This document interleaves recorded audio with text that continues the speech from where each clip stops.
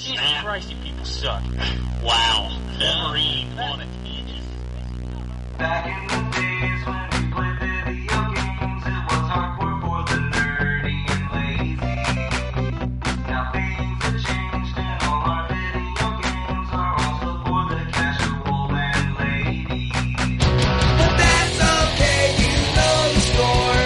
We told you a million times before. Playing consoles, not just games, is in the past. And every week you listen to the best damn internet radio crew. It's the N4G podcast. It's the N4G podcast. Alright, it's time. Another week of N4G Radio.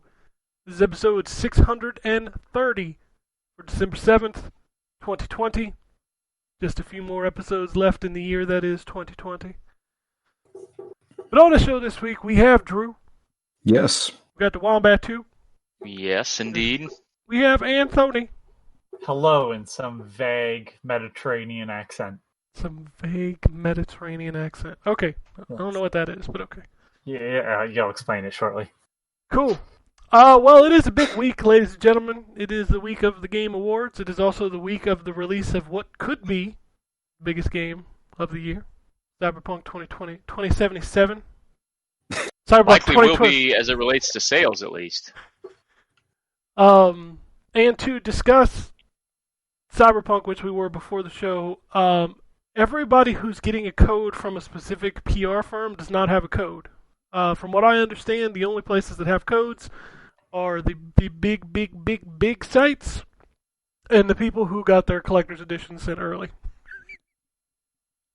Which there were a few of those people. I saw people playing the game online. Are they being considerate, or are they just not caring? Nah. No, man. Ain't nobody been considerate in 15 years. Think about the traffic any of these people who got it early on their YouTube channels are getting for posting stuff while it lasts. Yeah, that's true. So, and then of course their Twitter feeds are blowing up because they're talking about the game. So, I guess fair warning: be careful of what you read and watch, because that game is out in the wild, and some people just don't give a fuck. Which means it's not getting delayed. No, it's coming. I've got 59 gigabytes on my hard drive. As do I. Yeah, it's sitting there. I can't play it, but it's sitting there. I skipped Immortals for Cyberpunk. Oh man, Immortals is so good. I will get to Immortals eventually, but you'll get to Assassin's Creed Odyssey eventually too. But you know, yeah, that's true. Or Assassin's Creed Origins. Yeah, you know, one of these days. I mean, you finally did get to The Witcher 3, so I'll give you that. That's true. We did. Only took you about 7 years, but you got there. 5. And Thank you very consistent much. pestering from me. We did, and it turned out to be one of my favorite games of all time. Oh, So just like there we you go. told you 5 years ago, but you know. And once again, and I will reiterate it, the best part of The Witcher 3, in all of its entirety, is Hearts of Stone. Huh. Interesting. On the story side, you and I are 100% in agreement, Drew. Yes. Well, Drew, do you want to talk I about still think the environment in Blood and Wine is better than the core environment, but I would agree with you. Blood and Wine gave you a grandiose scale, but Yeah.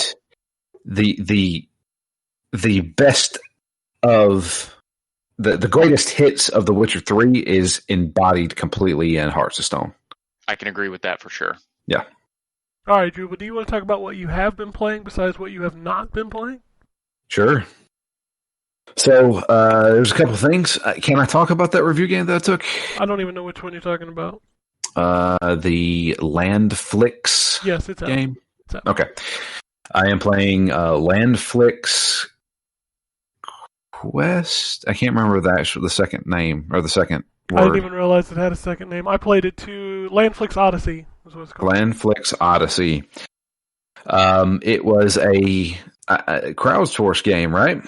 Hell if I know. Pretty sure. Isn't every game crowdsourced that's an indie game anymore? Hell, I don't know. Yeah, it seems like it. But yeah, this was kind of like a fan-made tribute game that got backing on, I guess, Kickstarter or somewhere. One of them give me money platforms. Yeah. And it is a puzzle platformer would be the best way I call it. Yeah, I'd say that's about right.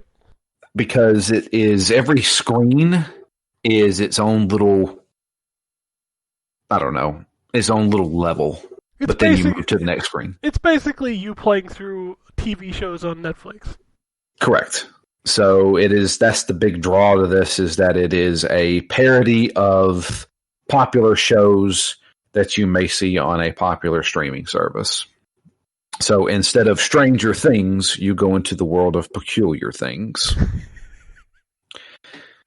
I can't remember what Game of Thrones was. There's a Breaking Bad one too, and I don't remember what it's called. Yeah. There's Breaking Bad, Game of Thrones, Stranger Things, Daredevil, which that didn't last too long. And then there's one more level, but I can't think of what it is. I don't know.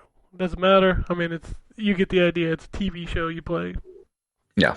So it's a guy who's a couch potato who gets sucked into the TV, and now he has to go through all these TV shows, and each level is an episode of the show. Yep. And you go through the whole first season of each show. Does he lick up flies with his tongue? No, he burps. That would be Gex. I'm with you there, Anthony. Yes. Okay. Soylent Green is good. I miss Gex. Yeah. I wish they bring Me Gex too. back. Dana Gould can't be doing too much right now, right? He does his own thing. He writes TV shows, I think. Yeah, he's got a podcast. Shows up on The Simpsons for a cameo now and then as himself. That's the last time he was on The Simpsons. Yeah. He could revoice Gex. Remaster Gex. Bring it back. Dana Gould. Yeah, let's go. Have him actually write the character rather than giving him lines that you want done. Because that was the problem with Gex. Anyways, that's a different Sorry, Drew. I'm conversation. cutting into your No, you're good. You're good. Landflix Odyssey. Yeah, Landflix Odyssey. It's a puzzle platformer. Each screen that you go through is a checkpoint, and you have to collect coins. There's 100 coins in each level, and then there is also little blue script pages, I think is what it is. And when you collect enough of those, you can unlock a new TV show. But in order to unlock the next episode that you have to play in a TV show, you have to collect enough coins to do it. It's okay. It's. I don't think it's anything really to write home about. That's pretty much it. Anything else? Oh yeah. I played Dead Space 3 with Matt Quinn. Finally played Dead Space 3? Yeah, I got it to work finally. I had to resurrect an old EA account that I lost the password to and just made a new account instead of resetting my password. So basically, you went the longest route to play a game that you could have just bought on the PC for $3 or played free on Xbox Game Pass. It's true, but now I'm playing for free on PlayStation 3. But I mean, he also can't play it on Xbox because Matt does not have an Xbox. But he has a PC, and isn't it $2 or something? But they can't do it together on the Xbox. But your point is true. I get what you're saying, but Drew didn't want to spend money because he's cheap. Yes, and it's also $15.99 on PC. Wait a couple weeks, you'll be able to play it for free on the PC. I'm sure I probably could, but I'm just not going to do that. So, but we got it. Played about 2 hours of it. That is not really a Dead Space game. It is not scary at all. Like that inflection on that. It's not Who really are you a Dead Space playing? game. Who are What's you that? playing as? I am playing as the other guy. And he's supposed to have the better side. The better side? Yeah, you. So, from my understanding, if you're playing as Isaac. Isaac, he doesn't like you get all the effects that Isaac has in like the first two games. In the third, if you're playing as the other guy, from my understanding, like you were supposed to have a bit more of a traditional experience. People Really? have told me that. I don't fucking know, man. I don't see how they could, because me and Matt have basically been standing next to each other the entire time, seeing and shooting the same stuff. Give me a second. I'm looking them up. Maybe I'm wrong. Carver, that's his name. Oh, well, this game's old. Yeah. Yeah, Carver has hallucinations. I have yet to run into, only about 2 hours into the game. Isn't this the one with the like aggressive microtransactions when it came out? Would you like to buy ammo? Yeah. Yes, it did. Because you can basically makeshift your own weapons in the game, so you can get like a grip for a gun, and then you can combine it with like the top part of a gun and the sights and stuff like that, and you find these schematics to make this stuff, and you have to find crafting material to make the guns in this game. It kills me that people complain about the state of video games now when I think back to that time between the online passes and the aggressive fucking let's make everything a microtransaction. Oh, man, I had blocked the online pass stuff out. Yeah, remember we were still working at like GameStop then, and like when you traded when that it first in. Started, yeah. Yeah. Oh, Far God. Cry 3 has one. Yeah, don't forget that the online pass stuff, man. That stuff is still there in Dead Space 3. Well, it's just now it's free. Yeah, the funny thing is like when I went back to download some old 360 games on my Xbox One back in the day, one of the things that would download with some games was the online pass because I owned it. It's just like it's crazy. Oh God, they charge $10 for those things if you didn't have it. If you didn't buy it new, yeah. That was their first strategy to reduce pre-owned game sales. Yep. Ooh, man, people complain until now. they realize that, you know what, all this stuff's going to digital anyway, and people can't resell those. Let's just move everything to digital. Oh, and by the way, we'll charge the same amount for digital that we do for disc. Yeah, and in fact, we're going to increase it by $10 this generation. Yeah. Like they charge more on PlayStation Store, or used to anyways, because they were like, well, we have to charge sales tax, so we'll just add that in. But then the prices would be like they would convert the price from the American rather than like charge the Canadian price. So it ended up being a little bit more. Because American dollar conversion is like, means our games cost actually more than what we pay for them. So it's $79, right? Weird. For $59.99 game. And then be like, oh, it's $85 or whatever on the PlayStation Store. It was bizarre. I was like, I know you're not charging tax, but you're not paying tax on this. So what the fuck's going on? Like, this money's not going to the government like my normal taxes. So you're just pocketing an extra $5. Goddamn right there. Yeah. That's why Game Pass is going to be the future, man. I will be shocked if Sony and Nintendo don't have a service like that soon. Fucking Godfall is $70. Yeah, and that game, spoiler alert, is not worth $70. No. Yeah, I call not having to pay sales tax the flea market discount. Because when I worked at the flea market, that's the way all the vendors would behave with everybody else that worked at the flea market. It was like, well, since you work at the flea market, I won't charge you sales tax. When in reality, half the stuff was getting bought and sold under the table anyway, so they weren't paying sales tax on it. Yeah.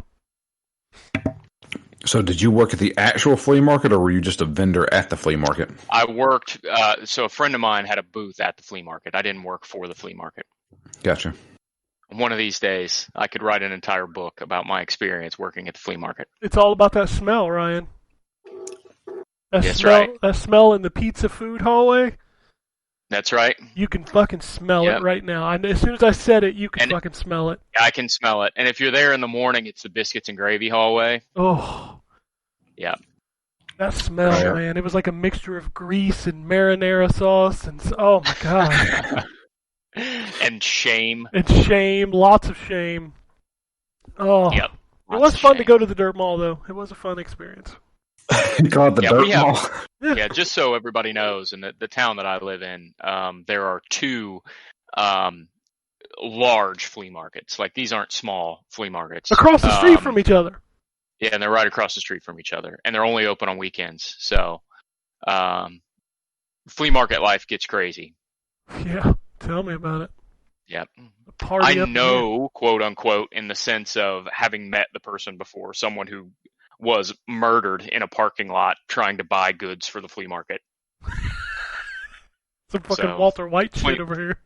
Yeah, flea market crowd don't mess around, man. There's a lot of stolen merchandise. Oh, stolen merchandise. Oh, yeah. Yeah, no, anybody who's ever been involved in a flea market knows that 80% of the shit at the flea market is stolen. Oh, fuck. Because it's either stolen brand new merchandise or it's stolen good stuff that people have sold as used. Yeah. So yeah, that's the flea market economy. 80% runs on. I got the subtitle for the show: the flea market economy. That's a good one. The flea market economy. Yeah. It is a modern day fencing operation. Pretty much. That's basically what it is. But don't say that to anybody who actually works the flea market, because I only sell legitimate goods. The fuck that's right. You? Yeah, it's like the place. Right. There's a pawn shop nearby. I was about to say pawn shops are the exact same way. Mysteriously gets brand new items from people that don't want them. Mm-hmm. Yeah, sure. And the way it's set up is if you do sell stuff that you've legitimately purchased, you won't be able to compete because the people that are buying it stolen are just selling it dramatically cheaper. Yep. Nice. All right, Drew, what else is going on? Anything? I played a lot of Game Pass games to do like quests. I love the quest that all you have to do is download it and boot it up and you get a point. Yep. Those are fun. I downloaded 2 games, and I promptly deleted them as soon as I booted them up. I know. It takes longer to download and delete than it did to get the quest. Here, you want to know a little trick? Use the Game Pass app, and if it's able to be played via the cloud, boot it up there. No download necessary. You still get the quest. Those of us with iPhones cannot play that way? Right. Yeah. Sorry. Yeah, Android for the win, baby. I mean, I guess. But, yeah, I did play Sniper Elite 4 again. So, Ken, you don't have to be co-op to do that. So just kill 10 guys. I tried. I went into the game and killed a bunch of dudes, and then I went back to the Game Pass quest, and it said I'd killed none. And that is not the first time that the Game Pass app... That also happened with, there was a game where you had to drive a certain number of miles. I think it was Dirt 4. Dirt 4. Yeah, it never recorded any distance I drove. Really? Yeah, I don't know if there's a glitch in the Game Pass quests or whatever, but I killed like 20 dudes in Sniper Elite 4. I just went into a level and just sat there and sniped a bunch of motherfuckers, and it still says I have killed 0 out of 10. Huh. So, yeah, I might give up on that. It's a monthly quest. Monthly quests aren't as important, because they don't count towards the Big Daddy 1,000-point one. So. The Big Daddy. It's 1,000 points, man. For just playing video games. I usually earn anywhere from $10 to $20 a month in rewards just by completing those quests. It's crazy. Yeah, I mean, it's true. I do it too. Like, I've become addicted to the quest thing again. They're like achievements, but you actually get something for them. Yeah. Like, you know, if you do if you do enough to get the 1,000, because you're always getting points on top of the 1,000. Yep. So, also, if anybody pre-orders, if anybody is buying Cyberpunk 2077 on Xbox, there is 6,000 points if you preload it onto your system. Yep. So go sign up for that. Because 6,000 points, that's like what, $6? Yeah, that's $6 just for buying a game you were going to buy. Exactly. So, you know, do a few more quests, and I've already paid off for a month of Game Pass. I give you For me. another tip. They've got this auto redeem now, and it gives you a huge discount on the $10 code. So sign up for that because I always have I think it's like it drops down to 8,000 points for a $10 code if you leave it on auto redeem. Then every month, as long as you have 8,000 points, it just dumps $10 into your account. That's perfect. Yeah, it gives you like a 2,000 point discount. So I started doing that. So I've got that running every month. Cool. I need to do that then. I bought Watchdogs with all the points that I had. That's why I didn't pay for it. Like I had 50,000 points, and I just redeemed them for a $50 code and just paid for Watchdogs. There you go. So, yeah, those points, man, they're good stuff. I'm on like a 42-week streak on the weekly ones, and every like 10 weeks I get a $2,500 or 2,500 point bonus. Do your rewards, motherfuckers! If you got an Xbox, do them. Where do you get the streak bonus at? It's in the rewards app. Do you have the rewards app? Do you go into that? Yeah. Yeah, it's Yeah. in there, and it's the big fucking square right when you boot it up. And every week you got to do 3 things. Like one of them is usually earn 50 achievement points, and one of them is like do 50 searches on Bing, or boot the app up 3 times throughout the week or something. As long as you do those, then you get a bunch of bonus points. So, like I said, I'm on like a 42-week streak. I'm getting ready to hit number 50, which is a 3,500 point bonus. I need to start doing that. Yep. I do it every week. That's the first thing I do on Tuesday. It resets on Tuesday. Free money, motherfuckers. It takes like 5 seconds. But you got to do 50 Bing searches. Dude, I pull up my phone and load the Edge app and just type letters. It literally takes me 45 seconds to do 50 searches. Oh, there you go. And you only have to do that one like every other week, so. Anyway, let's talk about that. Video games. Anything else? No, everybody was talking about Dragon Age, and I flirted with the idea of playing through all the Dragon Ages again. I said, what am I, an idiot? I booted up Inquisition this week. What for? I don't know. I really don't know. I booted it up and I walked around because I beat the game and I'm just in the town at the end of the game. I just walked around. I'm like, wow, this game looks old. Okay, I'll move on. Yeah, well, that game is old. I hate to break it to you. No, I know it's old, but I was just like, oh, it looks really cool with auto HDR on Series X. But other than that, I was like, okay, Yeah. this Dragon Age looks old. I don't know what else to say about it. I was like, yeah, it's old. I'm excited for the new one. Yeah, well, we'll talk about that in the news. I hope it's good. Well, yeah, I mean but I hope it's good is the way I feel about literally almost every game that comes out. So. Yeah, but BioWare. Yeah, well. Yeah, Fallen from grace. We'll talk about that later. Drew, anything else before we move on? No, I think that's pretty much it. All right, Anthony, we'll move over to you. All right, let me talk about Lion Castle Entertainment. What? Yep, Lion Castle Entertainment, the fine developer of a game called Speed 3. Oh, that piece of shit. Oh, we're not done. We're not done, Ken. They also made Super Street Racer and Super Street the game, as well as Drew's favorite game, Slide Stars. Oh boy, Slide Stars. They also the publisher of Speed 3, GS2 Games, also published Ancestors Legacy, Chicken Range, Daymare 1998, Edge of Eternity, Everspace, Stellar Edition, Helmet Badass from Hell, Hidden Objects Collection, Mozart Requiem, Santa's Xmas Adventure. There's Speed 3, there's Slide Stars, there's Super Street the game, and Taxi Chaos. Now, there's a few games in there that are of quality, but most of them are shit. And you should definitely question anything you see either of those names on. Because Speed 3 is fucking garbage. Is this... why is it called Speed 3? Is So there like I a 1 and 2? Ken. I don't fucking know. Maybe is it a video game sequel to the first 2 Speed movies? That implies that there's a story, which there is not. And you're racing funny cars. So you're racing F1 cars. So they have that extremely small body that basically you have enough space to fit a person in, and they have the spoiler and the basically the large fin in the front that's just in front of the wheels. It's very thin car. I don't know what the fuck the point of this game is other than racing. And when I say racing, I mean there's a whole 6 tracks you get to race on. Woo! You can take down other people while you race. There's no real point of it. The frame rate dips anytime people are on screen, and especially if there's explosions. So the best thing to do is get into first and then not lose that spot.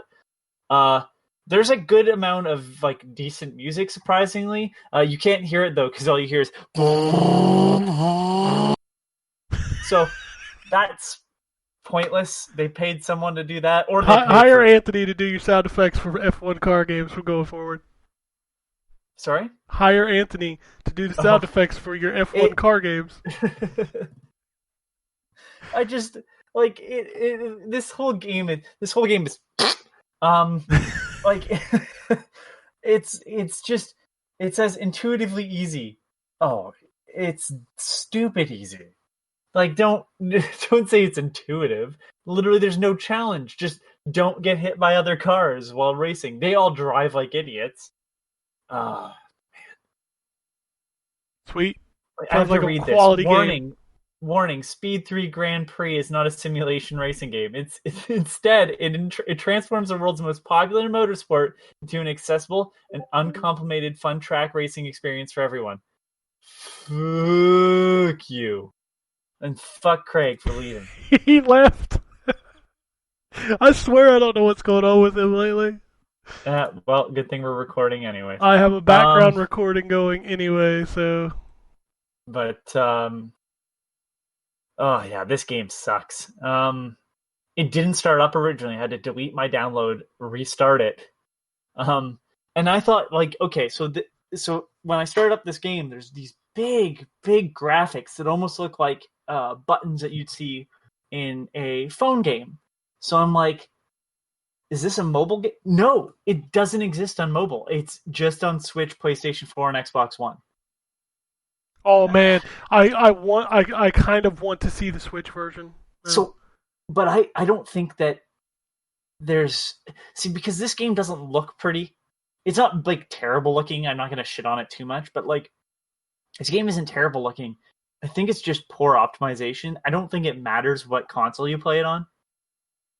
I don't Honestly, know. Have you... Ark is poorly optimized, and but that was Ark is fun bad to on watch on the everything Switch. and just gets worse on the Switch. Like, this is something that, like, Ark at least can look pretty, you know, in still frames. This game doesn't have any interest in it. Like, there's a level in this where you race through the streets of Tokyo. That is the only saving grace of this game. And guess what? You can race it backwards in the next round because there's only 6 tracks. Holy shit. Yeah, What a game. avoid Lion Castle stuff. I'm playing Serious Sam Collection for review, and those are Serious Sam games in a collection. I don't know what else there is to say. Hey, if you've never played a Serious Sam game and you like Doom and you're like, maybe I should want to pick up more of this, like, yeah, play Serious Sam. I have a question for you. Get the collection. There's a bunch of them. The third game. Have you played the third game much? No, I have to get there still. Okay. I'm just going through one. It was the first game that really bothered me, like, when I played it. Like, it made me... It was okay when I switched to third person, but in first person, it really made me kind of queasy. Oh, really? Okay. And I've never had that problem with a shooter before. Interesting. I don't know if it's because the field of view is too close. Potentially. I just can't imagine that's it with you specifically. Yeah, I can play I can VR understand games. that bothering other people. I can play VR games without the teleporting. So it's not like that kind of stuff bothers me, but for some reason, Serious Sam 3 on the Xbox, I played it, and like if I wasn't in third person, I couldn't play it more than like 20-30 minutes. That's odd. I will let you know. Yeah, I'm just curious if it's just me, because like 1 and 2, fine. I 1 and 2, through those. man, 1 really shows its age. The HD version of 2, HD version of the second encounter, because 2 is a different game. I Yeah. always get that confused with Serious Sam. That's the worst naming convention. But the second encounter looks way better than the first game. Yes, it does. Like, holy shit. I was like playing through the first. I remember this looking better. I'm like, oh yeah, second encounter. That's the worst naming convention in a video game, I think. It's in the running, because Serious Sam 2 is a very different game in terms of like looks. I will tell you, Serious Sam has some of the most memorable enemies. Like, you can hear the galloping skeletons, you can hear the screaming head dudes. Like, the suicide bombers are one of my favorite enemies. ah! Just the scream.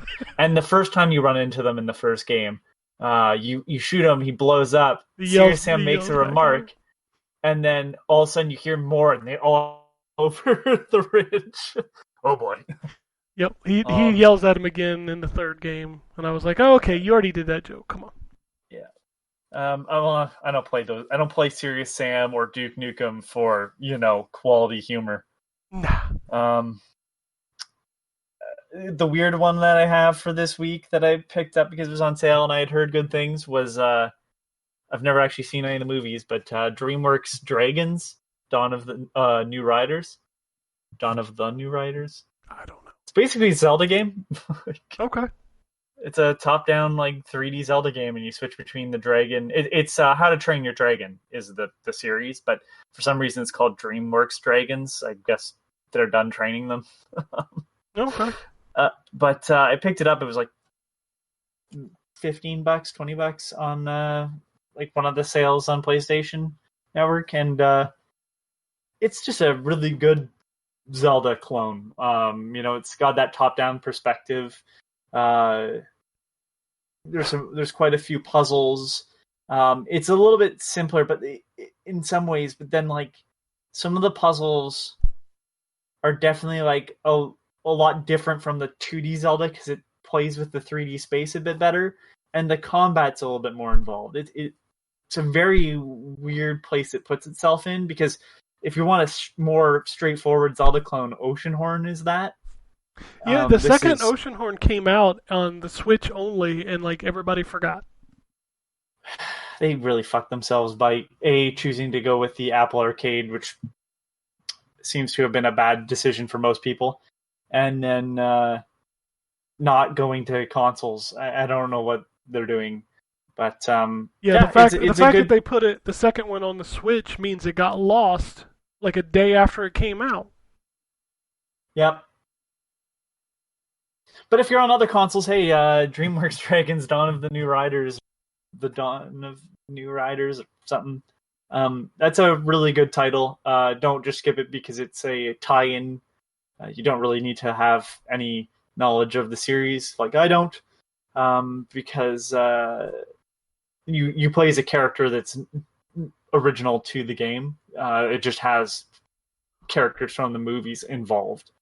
And you get a cute little patchwork dragon that's like a bunch of different dragon types, so it can like breathe ice and lightning and stuff, which I assume is not a thing that other dragons can do. So this is a song of ice and fire. There's not enough adult content in this game. There's no dragons fucking? What are you talking about? And then the last game I have to talk about is Immortals: Phoenix Rising. Game of the year. It's goddamn close. I thought I was gonna hate the Zeus and Prometheus. Thank you. Conversations. I thought I was gonna hate it. Oh, just wait. They get better as the game goes on. Zeus. I don't want to. My problem is I don't want there. I'm not spoiling it. It's like 5 minutes into the game. Right? You start the story and he rolls the credits on you. I totally forgot that because that was like 30 hours ago for me. So yeah, and it's one of my favorite. It's one of my favorite things is it's running through and it's like, creator of fun, Zeus. Like Zeus is taking credit for everything, and then it just says bumbling storyteller, Prometheus, pyromaniac, Prometheus, bird feeder, Prometheus. Like, holy shit. Like, some of the jokes are so good, and the guy that's playing Zeus does such a good job at delivering the comedy. But that's the reason why I said like vague Mediterranean accent, because that's everybody in this game. Oh, absolutely.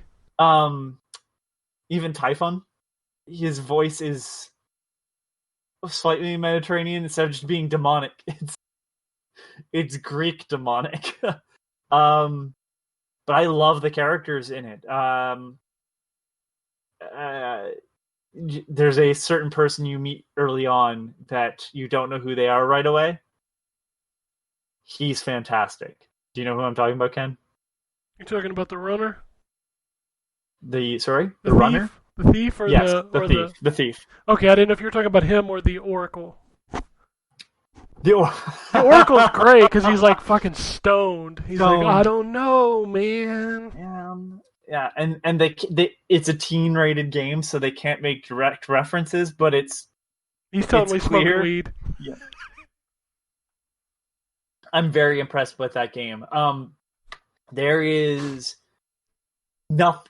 It's weird. It's like there's a bunch of stuff in it that now that I've played this, and I really liked Breath of the Wild. Now that I've played this, I look at some of the stuff in Breath of the Wild and go, I don't know how I feel about that. It's just minor things. Like, I like that the dungeon closes itself up, or the little whatever shrines, whatever I want to call them. I like that they close up after they're done. I like the way that when you view in first person, you're not just making markers, like you actually can mark stuff that you find by looking at it. I think you can turn that off, mind you, but I like that it all disappears once you stop being in first person. The weapons breaking thing, I don't mind. This is a very different combat system, so I didn't have an issue with that in Breath of the Wild. I know that'll be an exciting thing for some people, though, with this. But it's a different fighting system. I like the way that it does, like when you dodge at the right time slows down the same way, but it doesn't ever feel as impactful. Like, that's the only kind of gripe that I have with this game, is that when you dodge perfectly, it doesn't feel as impactful as the dodges in Breath of the Wild, where it slows down and you just look like you're dealing like way more damage than you actually are doing to the enemy. You can upgrade some of that stuff later on.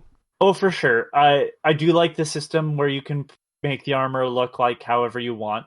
That's great. Yep. I barely use it, mind you. But yeah, because it's the thing with the armor is that each one has a perk, and then there's a second perk when you fully upgrade it, so you can just kind of find the perk you want, and then you can, if you want to change the look of it, you can. Yeah, it just happened to be that the perk I wanted and the look of it are the same thing. Have you unlocked the purple? Have you unlocked the purple and black armor yet?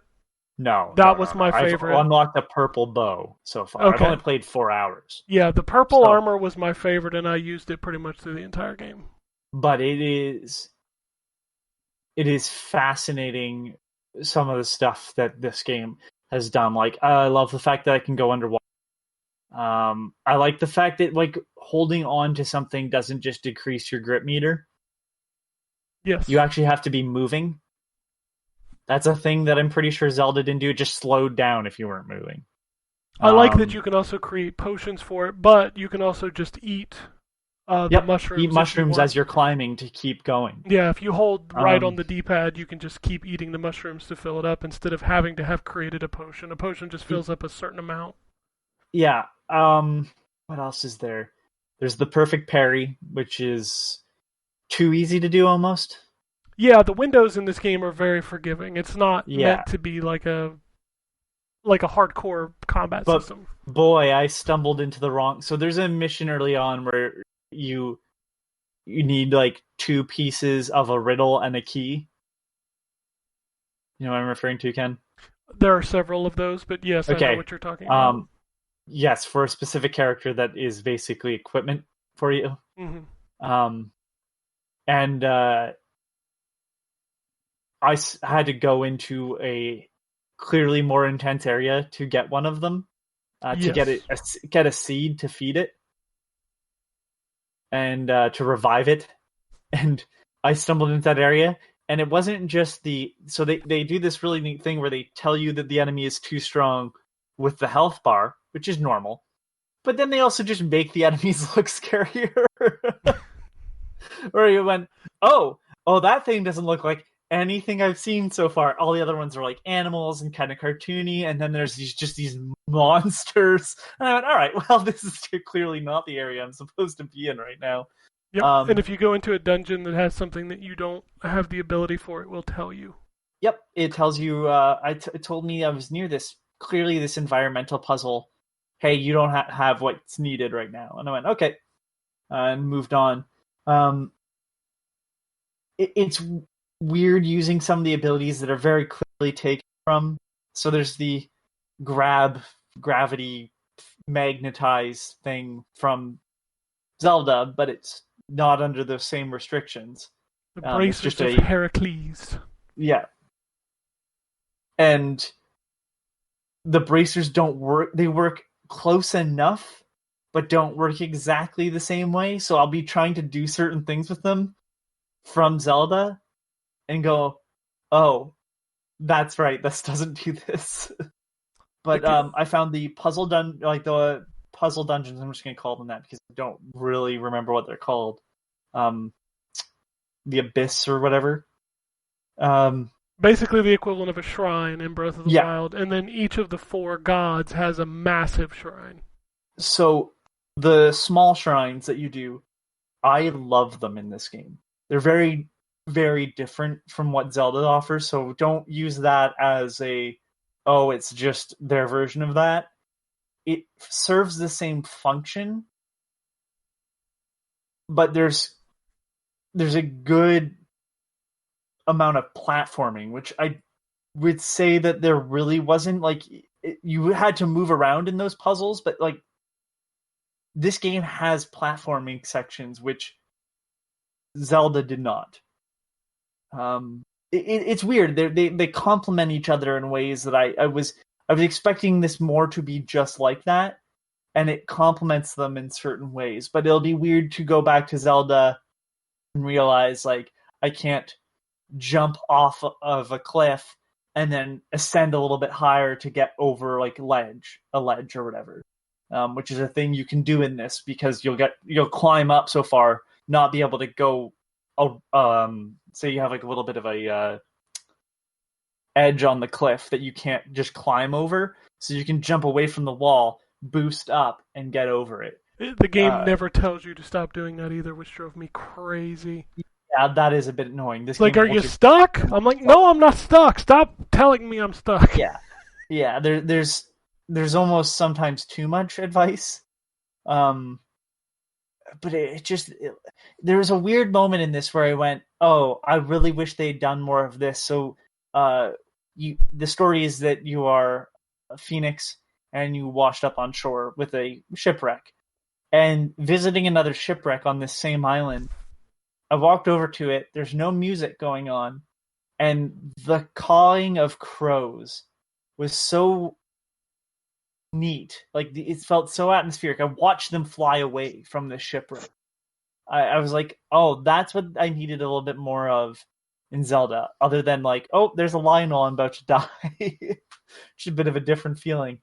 There's a little bit more of that, but like, they're clearly doing a little bit more world building where Zelda was letting the environment tell the story. They're letting the characters do that, so it's a bit different that way. It's just they're both very good games. I'm loving this very much, like I did Breath of the Wild, and I can't wait to play more of it.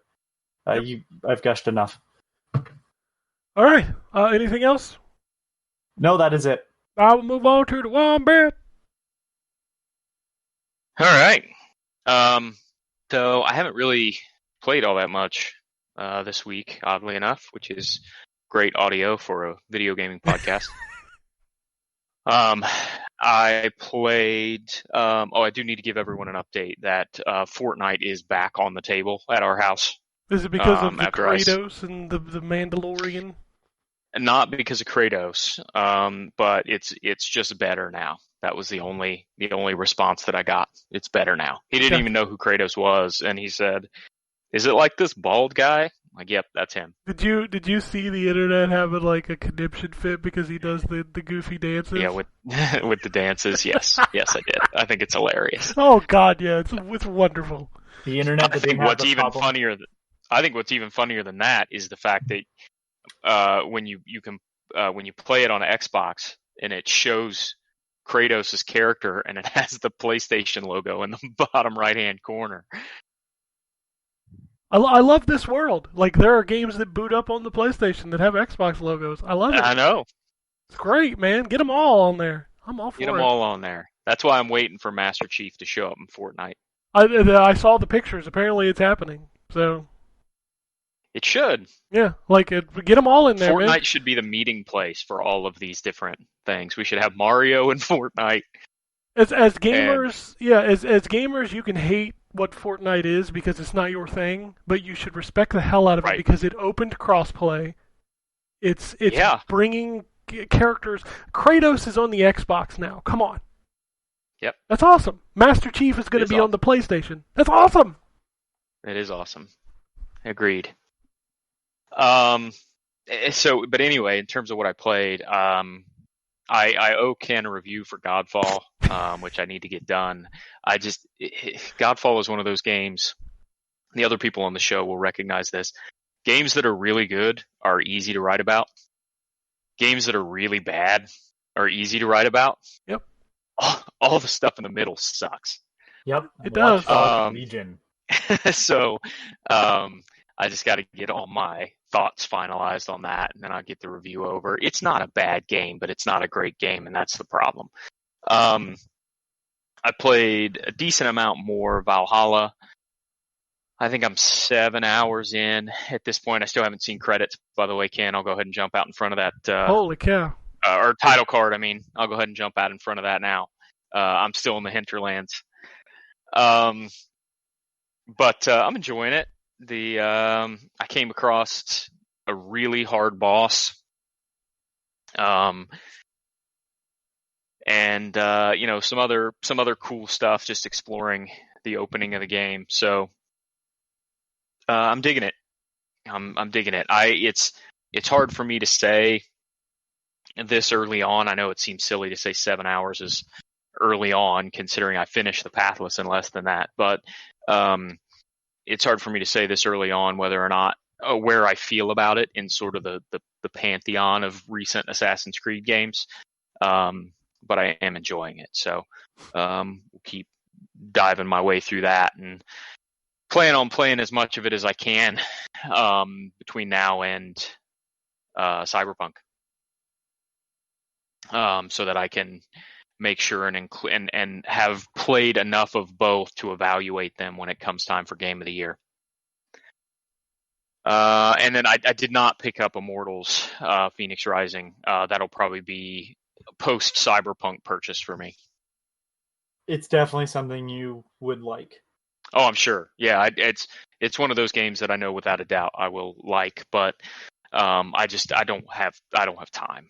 I barely have time to play the stuff that I have, and the two games that I have that were highly anticipated for me this year are both 50 or 60 hour games that come out within 3 or 4 weeks of each other. So that complicates things. But yeah, that's it. All right. Just to kind of piggyback a little bit on your Assassin's Creed, I wrote my review. I played through a big chunk of that game, and I've kind of went back to it.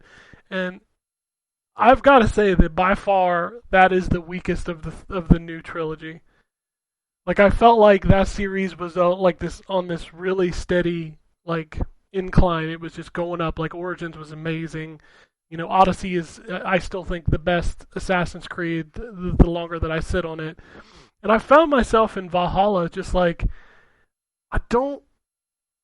loop is just not there for me. Like, the 60 FPS combat is wonderful. But, the missions just really, so many of them just didn't do anything for me. And it's really disappointing because, everything else about that game is good. And truthfully, I've spent some more time in Watchdogs Legion, and I feel like I don't really like that game either. Like, I'm trying to play it. Like, there's nothing inherently wrong with the game. It's just Watch Dogs Legion is just it's exactly what Ubisoft was criticized for before they took the year or so off to do Origins. yeah, I don't understand. Like, the two games that Ubisoft put the most like marketing behind are by far not even half as good to me as Immortals is. And it's because the studio that made Immortals Made Odyssey. it made Odyssey.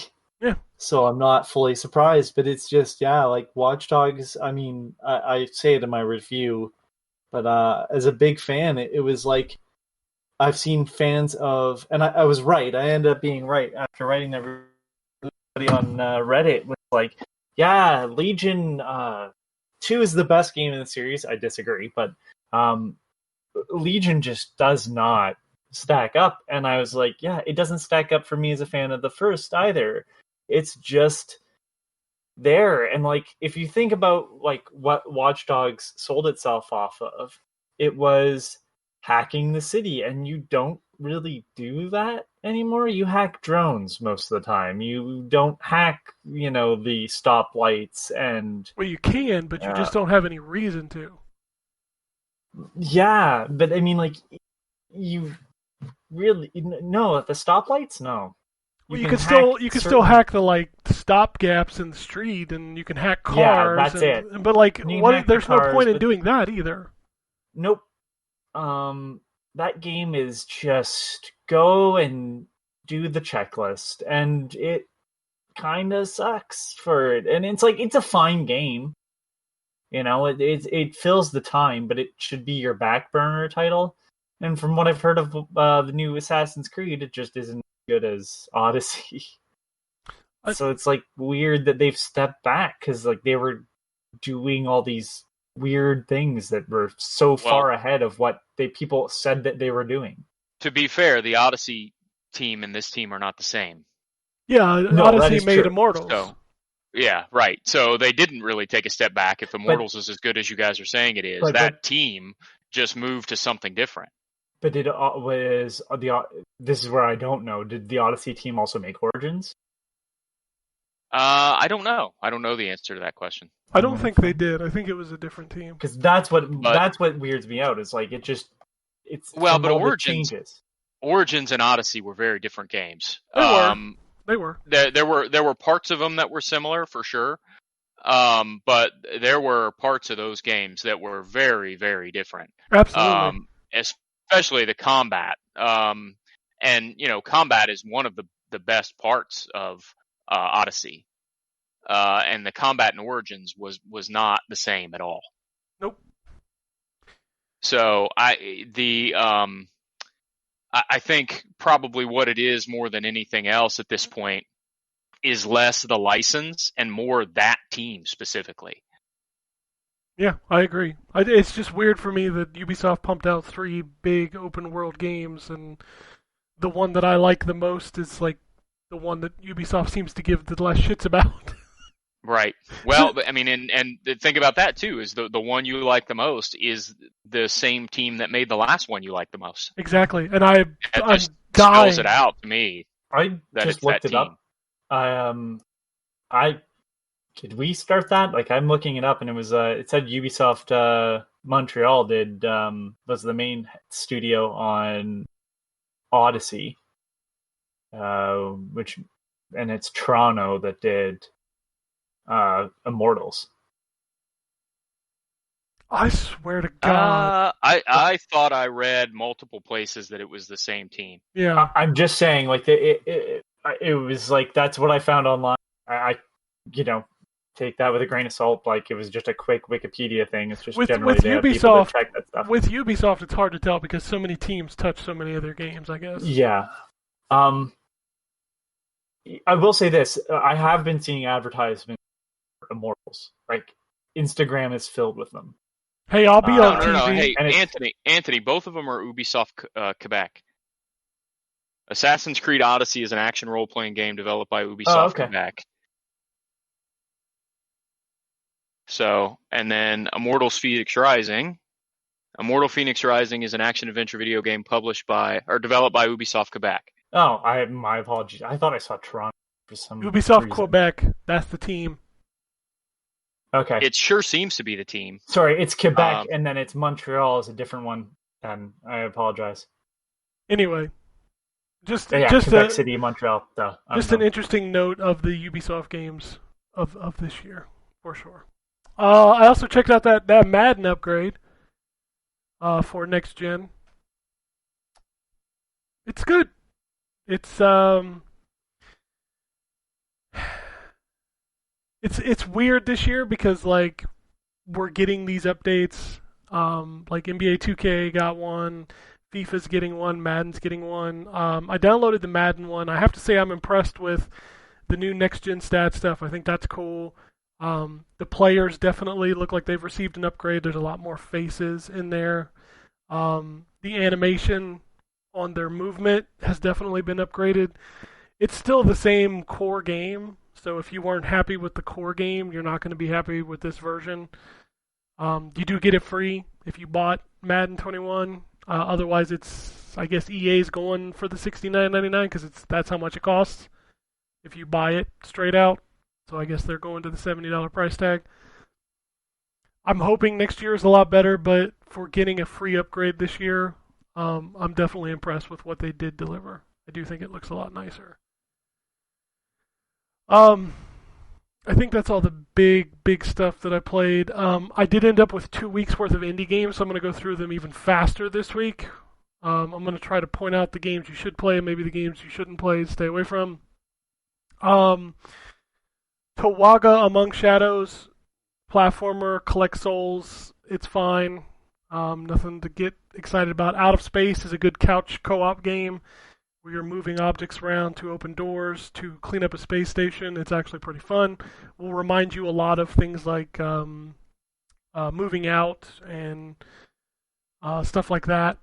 Good couch co-op game. Strike Force 2 Terrorist Hunt. Don't buy that game. It's terrible. Tesla Force got an upgrade for Series X. I didn't notice a huge difference, but that game is still fun. Drew talked about Landflix Odyssey. Mad Tower Tycoon. Sim Tower. That's pretty much what it is. Seeds of Resilience. Didn't care for that one. More Dark was a neat game. Puzzle platformer. Go through the rooms. BFF or Die is an interesting co-op game where you can play 1 to 4 players. You shine a light on a maze. One player shines a light on the maze while the other tries to go through the maze and pick up the pieces. It's actually pretty neat. I liked it a little bit better than I thought I would. Get Over Here is a couch multiplayer game. Didn't care for that. I felt like the controls were kind of bad. Scrolling through. Like I said, there's a lot. Got scrolls. Fogs! Anthony, we talked about Fogs. That game creeped me out. What? I mean, the dogs are like a worm, man. Yeah. It's creepy. It's cute. It's fine. It's another It's a one of weird those puzzle game, physics puzzle games. Not really. It reminds me of like Adventures of Cookie and Cream if you're playing it by yourself. Yeah, because you got to use each analog stick to control the head of the dog. like it's something you could play with someone else using the same controller. I thought it was neat. It's not as janky. The reason why I thought that about fighting that. It's not as janky as like a human fall flat or something like that. But it's just weird getting used to controlling basically two ends of a worm. Yeah, it's a weird game. The other game I played that was also on Game Pass this week. Fogs is on Game Pass if you want to try it, by the way. The other game I played that's on Game Pass is Haven, the RPG. Like, I'm still trying to figure out why they're calling it an RPG, because all I've done so far, I played for about an hour and a half, all I've done so far is have a conversation between the two characters and glide between areas cleaning up rust. Like, I haven't fought anything. I haven't upgraded anything. All I've done is collect apples and cooked them and cleaned up rust. I don't know if that game does anything. Yeah. else. I think Dustin mentioned that when he played the demo of it on the Xbox demo thing, and said he wasn't really feeling it. I could be wrong, but Yeah, I remember someone messaging in and being like, "Yeah, that's not exactly what I was expecting it to be." Yeah, they call it an RPG, but like literally all I've done is have conversations between the two characters and coast around picking up. I petted a lizard. Like I don't. I mean, if it Is this trying to be the next Abzu? I mean, if it's just a game about two characters and their relationship, fine. That's what it seems like it is. It's not for me, but I get it. But they called it like an RPG, an otherworldly RPG, and like I'm playing it, I'm like, I don't see any of that. Okay then. So whatever. There's another clicker game out this week called Car Demolition Clicker. It is fucking mind numbing. I don't even want to play that anymore. I didn't even break the first car before I got tired of it. Nine Witches Family Disruption is a point-and-click game. Seems kind of interesting. Sleepin' Deeply is a first-person... it's a puzzle game. I don't understand this game. So it gives you zero direction of how you're supposed to play. It starts you off, you're a dude watching TV, and he sees a commercial for beer that is 99.9% alcohol level. And he drinks it, and he falls asleep, and he wakes up on a couch on a raft and gets like knocked over by a kraken. And then you stab the kraken in the eye and his eyeball pops out. And I managed to solve the puzzle to get his eyeball back in his head. And then I had no idea what to do.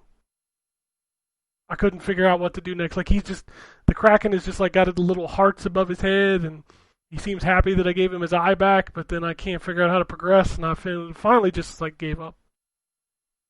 I'm not super familiar with alcohol, but can you have? I mean, if you want to, without removing the concept of like, is it physically possible? Is beer even allowed to go over a certain percentage? No. Yeah, I'm pretty sure it all is kind of. Otherwise, it just becomes a different alcohol. Dude, 99.9% level would pretty much kill you.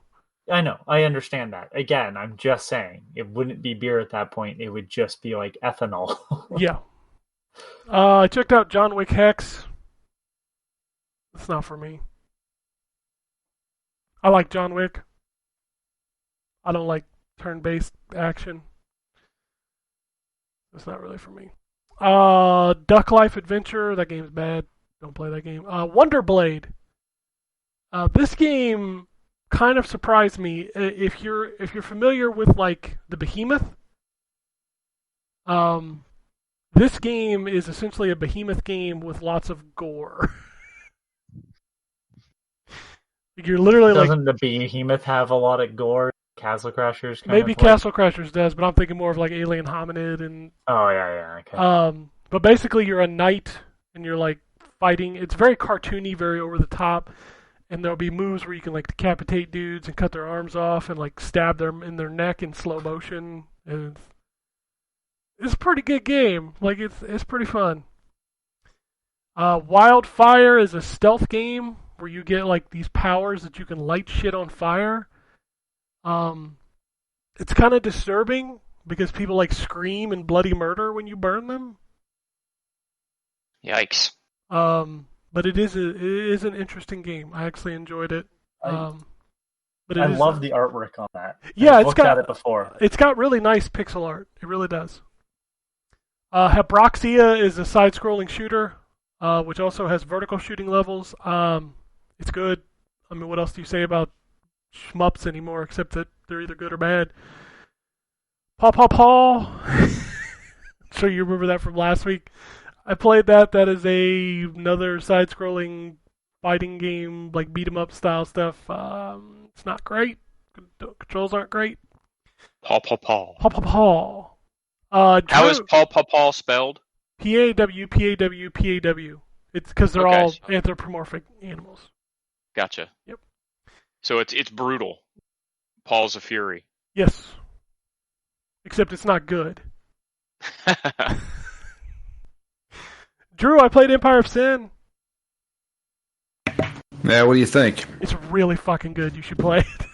Are you serious? Yes, it's really good.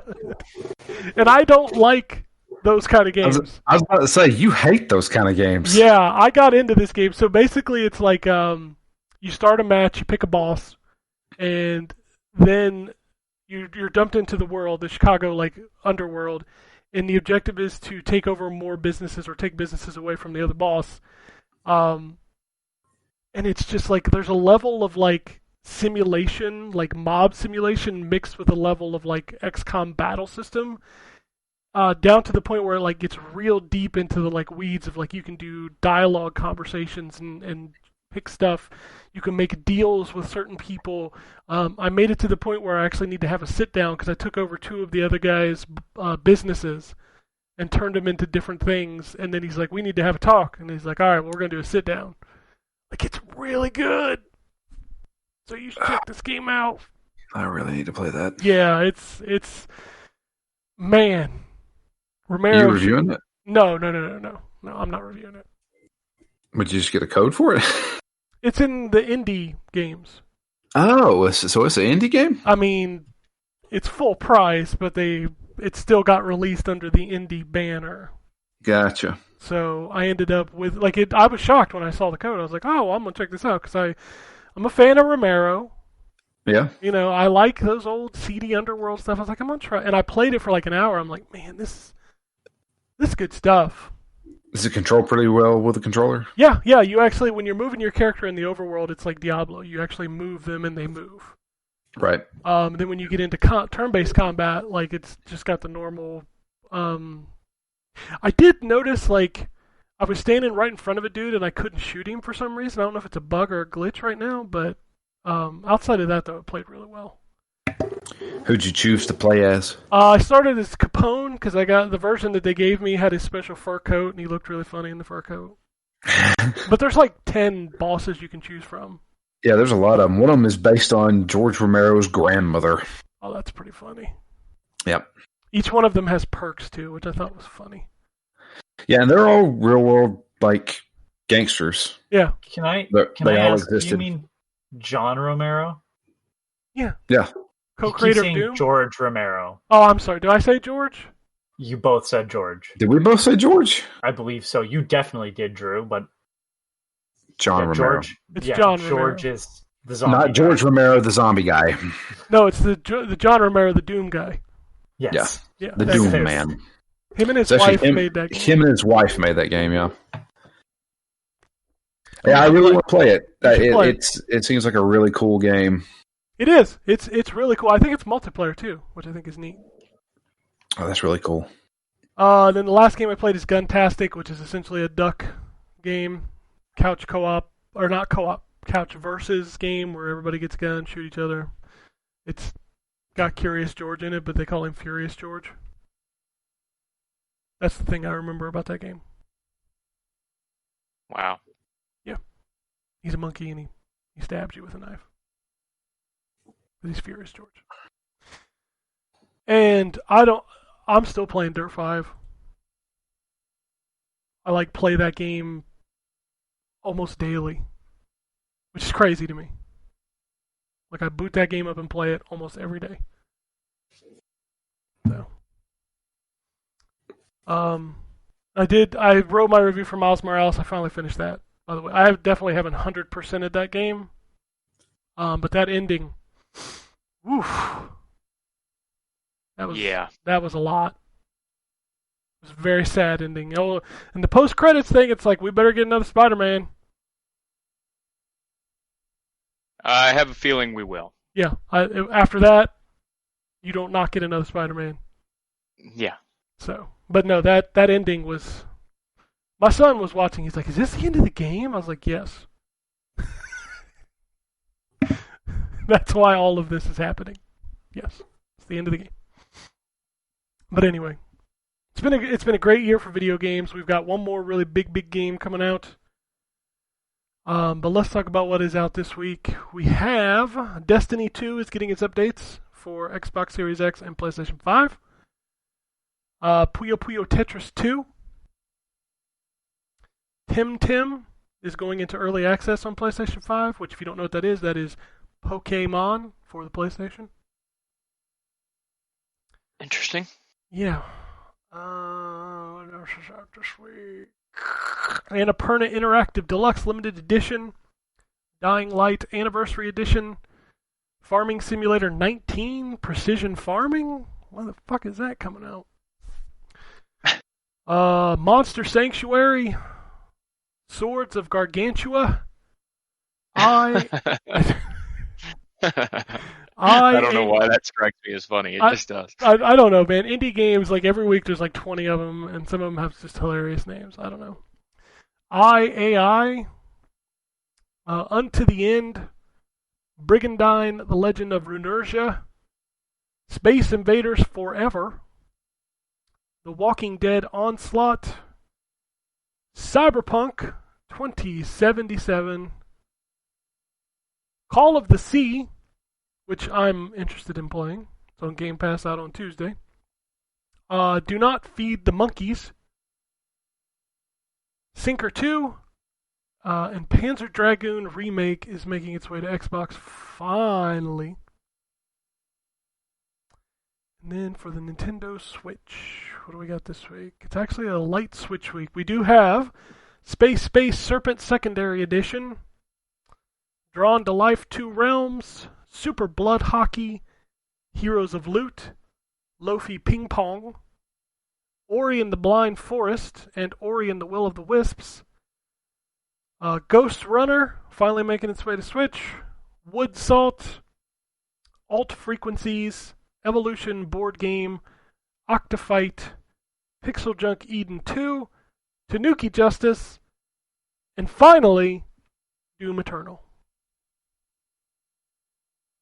Which, by the way, is only available digitally. So you can finally play Doom Eternal on the Switch. You've been waiting. Have not been waiting. Don't think anybody was. Alright. Speaking of new games, Microsoft did come out and announce 17 games coming to Xbox Game Pass in December. We have Control, Doom Eternal making its way to PC, Haven, Rage 2 coming to the Android streaming, Slime Rancher, Valhalla, a cyberpunk bartender action, Yes Your Grace, Dragon Quest XI, Echoes of an Elusive Age Definitive Edition, Call of the Sea, Monster Sanctuary, Starbound, Unto the End, Assetto Corsa, Gang Beasts, Greedfall, Superhot, and Yooka-Laylee and the Impossible Lair. Man, there are so many good games in that list. Seriously. Yeah. Greedfall, I mentioned before, everyone should play. Slime Rancher is a great game. Dragon Quest XI? Dragon Quest XI is tremendous. Yooka-Laylee, I gave it 10. Yeah. Yeah, I haven't actually played that, so I'm That's looking forward to playing that one. Not only is it an amazing platformer, because that wouldn't be enough to give it a 10. What they do with the the map section of the game, like the part between levels, is some of the best gameplay I've ever had in that environment. It's something new. It's something different. It's a game everybody should play, even if you didn't like the first game in the Yooka-Laylee series. Also, motherfuckers, play Control. That too, Drew. I have not played Control either. So. Play Control. Play Control. So good. Oh, what else we got going on? Lots of patches this week. Assassin's Creed, Watchdogs, all hopefully fixing. I heard the Watchdogs patch didn't actually fix the Xbox save bug, which is kind of funny. Guess they're just gonna wait. Whatever. Y'all, they're making a Metal Gear movie. They have their they have their Solid Snake. Yep. I think the casting is great. I think doing it as a movie is a mistake. Well, isn't it already a movie? Here we go. No, it should have been a television or like a show. Oh, I agree. Not I agree. Not 100%. not a TV series or If a movie. I don't know how they're going to do it in a movie. If you'd have told me that they were making a Metal Gear Solid TV show on HBO, I'd have been like, okay. Yeah. I know this. I might think the be, casting's great though. Yeah, Oscar He's- Isaac. yeah. Oscar Isaac is playing Solid Snake. I know this is a really weird thing to say, but his face is the right shape for Solid Snake. Also, by the way, Yeah, I mean he looks like Solid Snake. Yeah.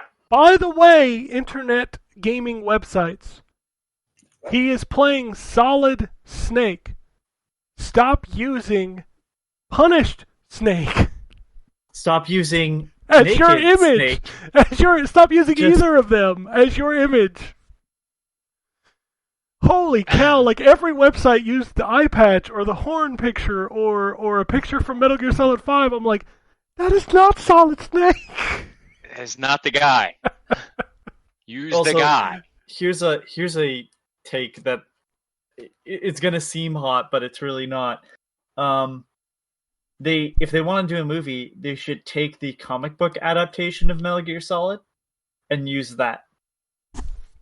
It does things with the story where it maintains the plot really, really well, but allows it to be done in, over 12 issues, which is a script, basically, for a 2-hour movie. It's the only way you can do that. It cuts out some stuff that is inevitably going to have to be cut out, but I think that would be a better way than trying to adapt the game again and risk losing some more of the important sequences. Like what they do with oh really, am I doing this? Psycho Mantis in the comic book is a good way of adapting like his powers. Like, what are they going to do with a movie? Make your seat rumble? That would require special theater. I mean, those theaters do exist. They do, but you would know going in, I think. I know it's not video game news, but I want to make it video game news. Warner Brothers has announced that all of their 2021 movie slate is coming to HBO Max. Day and date. Yep. Which includes Mortal Kombat. See, I made it a video game story. You made it a video game story. Congratulations. I'm pretty stoked about all of that. Like, I don't plan to go to the theater in 2021, but I will watch every single one of those movies. Well, most of them. From the comfort of my home. Starting with Wonder Woman 84 on December 25th. I'll be curious to know if that is something Canada will get, because we can get HBO, but I don't know if Max is available. Because Yeah, I don't most know. people get HBO through a service called Crave up here. Yeah, HBO has a different streaming service for just having an HBO subscription. Yeah, that's HBO Go, right? Or it's HBO Now or Go, one of the two. HBO, yeah. I But can we work don't have that in Canada, so it's like for us, we're wondering what's gonna happen with that. Well, it'll 'Cause we never definitely- got that DC streaming service, Yeah, if you don't have Max, you won't get it because it's only on Max. but we don't have Go, so like we don't really have a distinction between Well, there is two no. different HBOs. But HBO Max is a streaming service that has nothing to do with subscribing to HBO. Yeah, you can have an HBO Max subscription and not an HBO subscription, right? Okay. Because I have Weird. HBO Max, but I do not subscribe to HBO. All right, so it'll be interesting to know how if this is coming to Canada and how. Have they said, Ken, I assume they're doing an upcharge on these like Disney did? Nope, it's free. No? If Wow, you have a that's subscription impressive. to HBO Max, you just get to watch them. Now, granted, they are only on the service for 30 days after the launch until they come back. Obviously, once they've done their theater run, but yeah, it's just the 15 or whatever it is a month, and they're just included. Interesting. Yep, basically they said, "Hey Disney, fuck you." Yeah. Yeah, I saw. What was it? Milan was like what, $30 on top of your subscription. $30, I think, yeah. That's a bad. Don't know. If it was $30 and you didn't have to have a subscription, okay. But I also having to heard have, Milan was a bad movie. well, that Well, too. yeah, that's true. Like, don't kick off that service with a movie that a lot of people are like, maybe don't watch this. Don't start it off with Chinese propaganda. That's a good start. So, But yeah, Wonder Woman 84. Also, Wonder Woman 84 will be the first movie on HBO Max in 4K HDR. So there is that. So maybe they'll start doing more 4K content. I don't know. We hinted at it earlier with the BioWare news. 2 key BioWare leads have left the studio. One of them is Casey Hudson. This is his second time leaving. Yep. Man.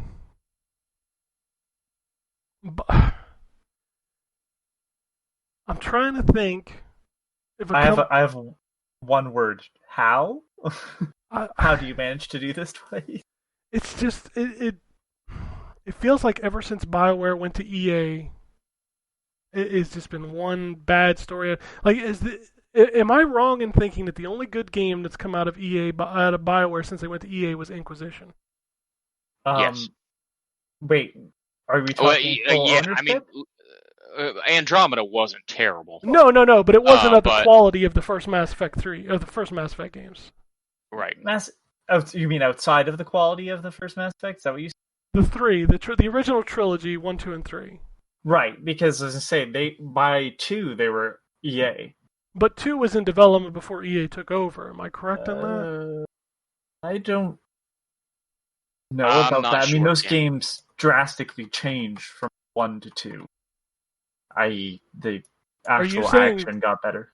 Well, Mass Effect 2, I think, is a huge jump over 1. That's Yes, what I'm saying. For sure. I'm not saying it 3 was- is almost the same. 3 is almost the same game as 2, just with a I meant like the story from 1 to progression. 2. There was a big. Whoa, let me back up there for a second, because I went back and played all of the Mass Effects. Mass Effect 3 plays way better than Mass Effect 2 does. Does it? Yes, it does. I just don't. I don't remember them very well. I guess. It was almost night and day. We did them for Phoenix Down, and I was like, yeah, Mass Effect 2 is like the best, right? I jumped into Mass Effect 3. Sure, that story's kind of meh, but 3 plays like an action RPG. Like they finally got that action RPG gameplay down. Let's be fair, though. The best part about Mass Effect is the story. No, I would agree with that. And 2 is... Yeah, for sure. 2 is by far... Mass Effect 1 story is the best. I like 2's I agree. better. I like 2's better. Mm. I agree with you, Drew. I think the story's better in 1, although I think the second one's a better game all around. Yeah, the second one's the best of both worlds, I would assume. While Mass Effect 3, the gameplay is superb in that game. Yeah, the story kind of was what it was because they had to wrap it all up and nobody was going to be happy with it anyway. So, I don't know. I feel like BioWare's has been not the BioWare that we love. It's kind of like Rare when they went to Microsoft. They weren't the Rare that we loved. So, it's depressing to see 2 more people leaving, especially when they just announced that, hey, Dragon Age will be at the Game Awards and Mass Effect HD trilogy next year, and then there's a new Mass Effect in development, and then like everybody's leaving. Okay, so this is confusing, but I was curious because I was like, when did BioWare get taken over? So 2005, BioWare and Pandemic, remember them? Yeah. Yep. Joined forces with private equity fund Elevation Partners investing in the partnership. But that partnership was then bought by Electronic Arts in 2007. 2007 is when Mass Effect, the first one, is released. But that first the one was year published after- by Microsoft. Correct, but that was because it was already in development. Yes. The next year, BioWare releases Sonic Chronicles on the DS. Again, in development.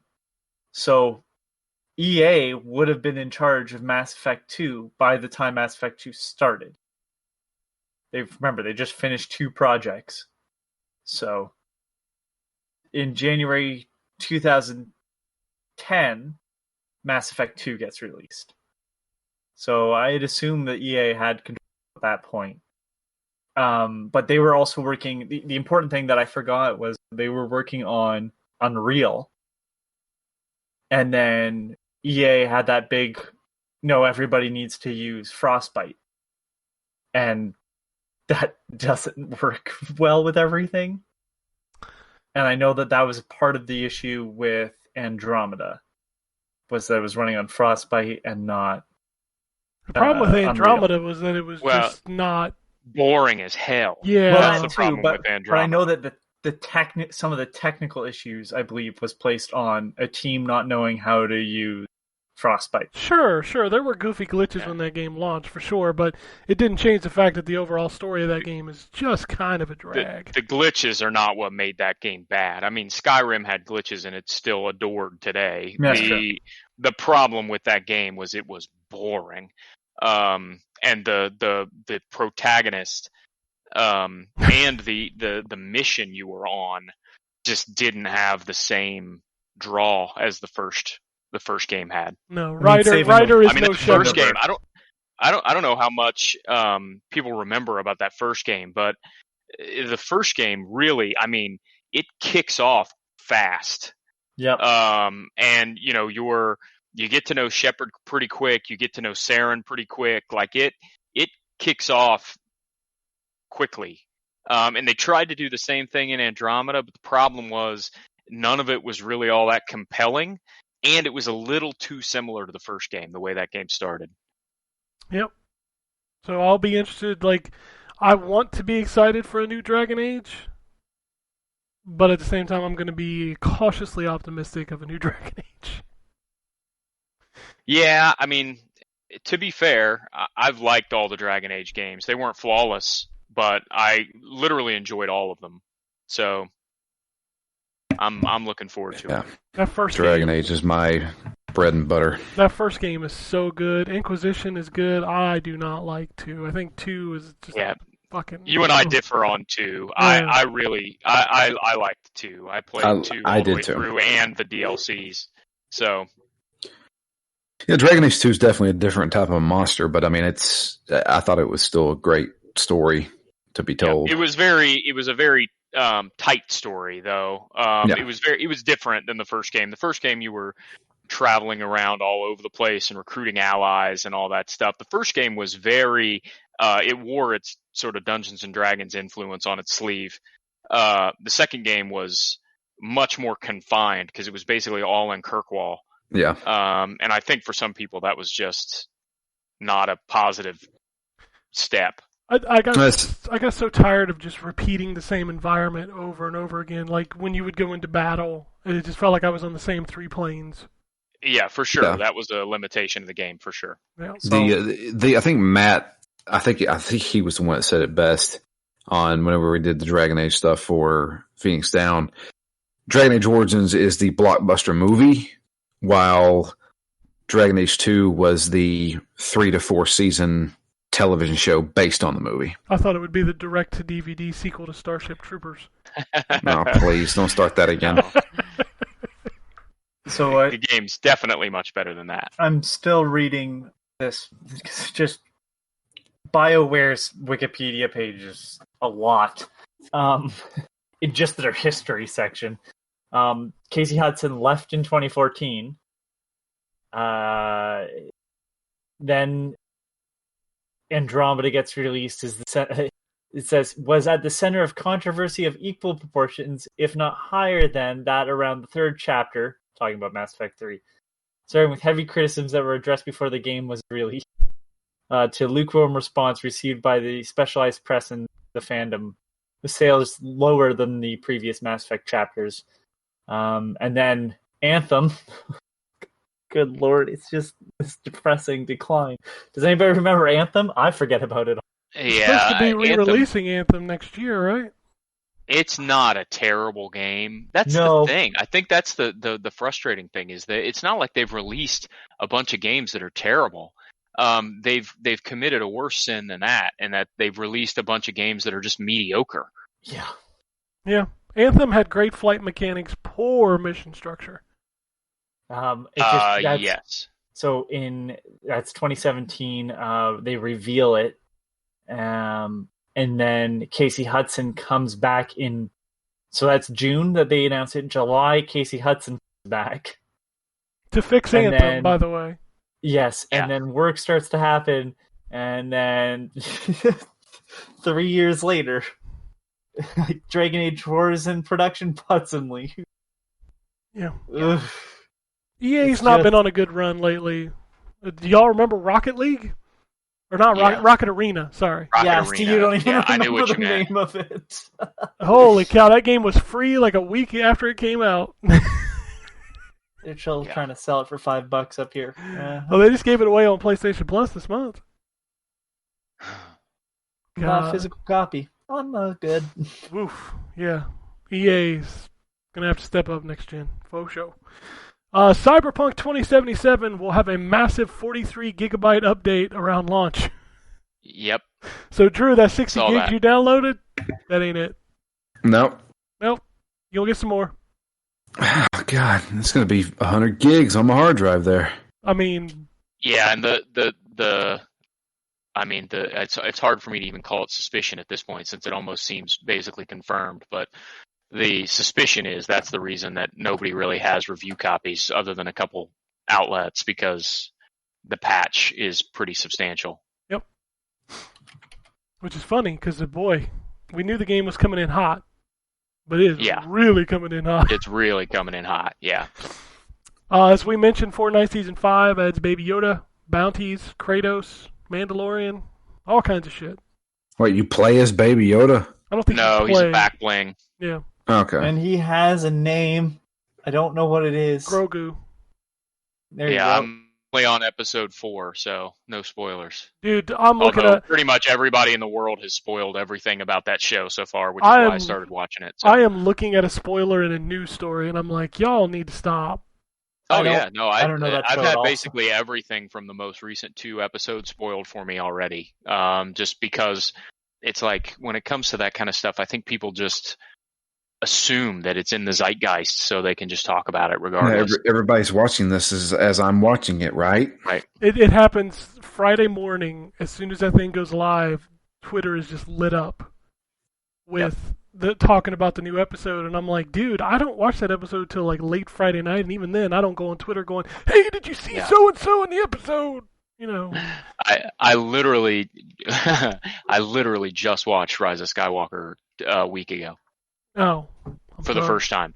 I'm sorry. Yeah, it was not very good. No, it's I mean it not. wasn't terrible. It was- It's definitely the weakest of the new 3. I really don't It's like a Last movie. Jedi.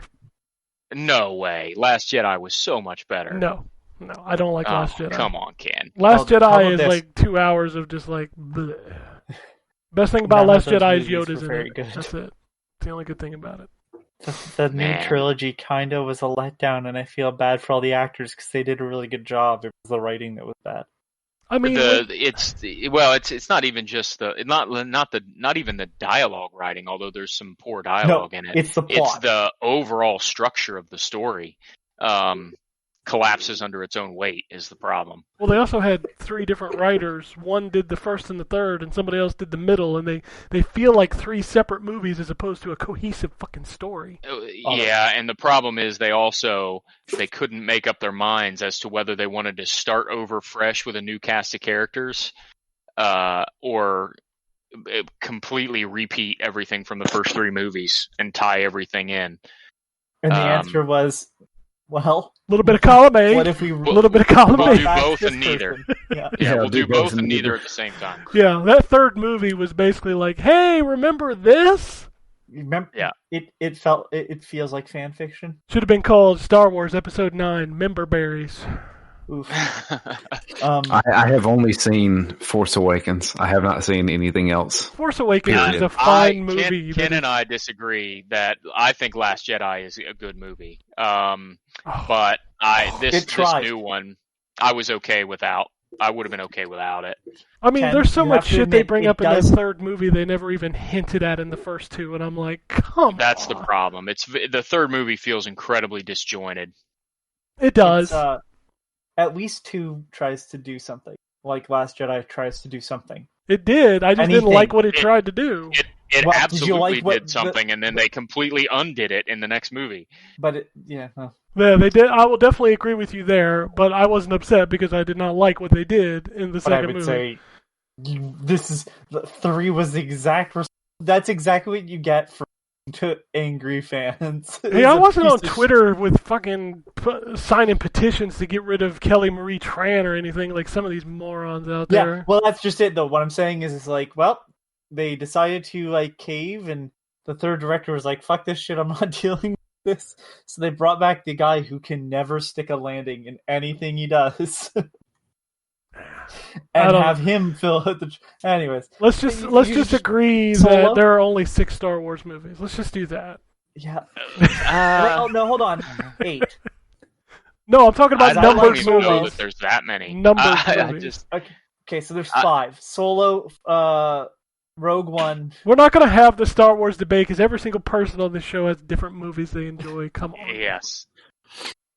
I don't Yeah. care about any of them. Mandalorian's pretty good though. Mandalorian is There the are best Star Mandalorian. Wars content since fucking... There are, in my opinion, 5 Star Wars movies that are the must-watch ones, and the rest of them, as much as I love the series, the rest of them are just kind of, you can watch them if you want to. Okay, so I can name 4 of them. The original trilogy and Rogue One. What's the 5th? The 5th one is Revenge of the Sith, so that you can tie those two together. Fair Revenge enough, of the Sith has the best lightsaber fight. Come at me, bro. It Revenge of definitely the Sith is a good movie. Agreed. Everybody dogs on Phantom Menace being the worst Star Wars movie. No, Back that's then. no. And I was like, "Are you out of your mind?" Attack of the Clones was Attack of the Clones is bloodiest the mess worst. It's the worst. I have Star ever Wars. Much seen. That's the worst I one. was Sand. bored to tears with that movie. Sand, it gets everywhere. Gets The- everything. The core problem with that series is that, there's a couple core problems, but the second one is the worst movie because of the dialogue and just how terrible it is generally. But the core problem with the prequels is that nobody needed to see Anakin as a little kid. No. It just didn't need to exist. But merchandise. Well, you kind of need to at least Merchandising. show Anakin and how Luke and Leia came to be. No, you don't. You can You can do for the show original you can show that in Revenge of the Sith. Revenge of the Sith. Like Yeah, that, I'm fine with that's that. where it gets told in Revenge of the Sith. I'm saying you don't need to show Anakin as like a 10-year-old kid. Like if you wanted to show his trauma or whatever, you can do flashbacks to it. You don't need to. The movie should have started with him at like 18, like it started with Luke. You want a bigger opinion on that? He You was don't need just to going see to any of it. Tashi Station to get some power converters. You don't need any of it. You didn't need it for the original trilogy. But anything that came after that original trilogy should have been involving totally different people instead of just keep going to the same fucking family. Like the whole world, universe revolves around them. Let's be fair, Lucas wrote it as the Skywalker Saga. He did. That's what it was supposed to be, which is why the third trilogy is not about the Skywalkers at all.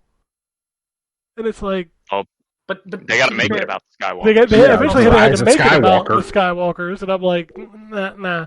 Like the original movies were supposed to be about Anakin, all of them. Lucas. Okay, hold on. You can say Lucas what you want about was- Lucas, but he's the only one that made good Star Wars movies. Well, him and his wife. Yes. Yeah, that's just it. I was gonna say Lucas wrote a piece of shit and his wife fixed it. Or Han Solo would be a lizard creature. Does anybody remember the Dark Horse comic? I do. I'm just saying. We didn't need the Well- new trilogy. It got Disney-fied. Whatever. Well, the only thing I'm glad is that we at least got Revenge of the Sith, so we got to do it. Do it.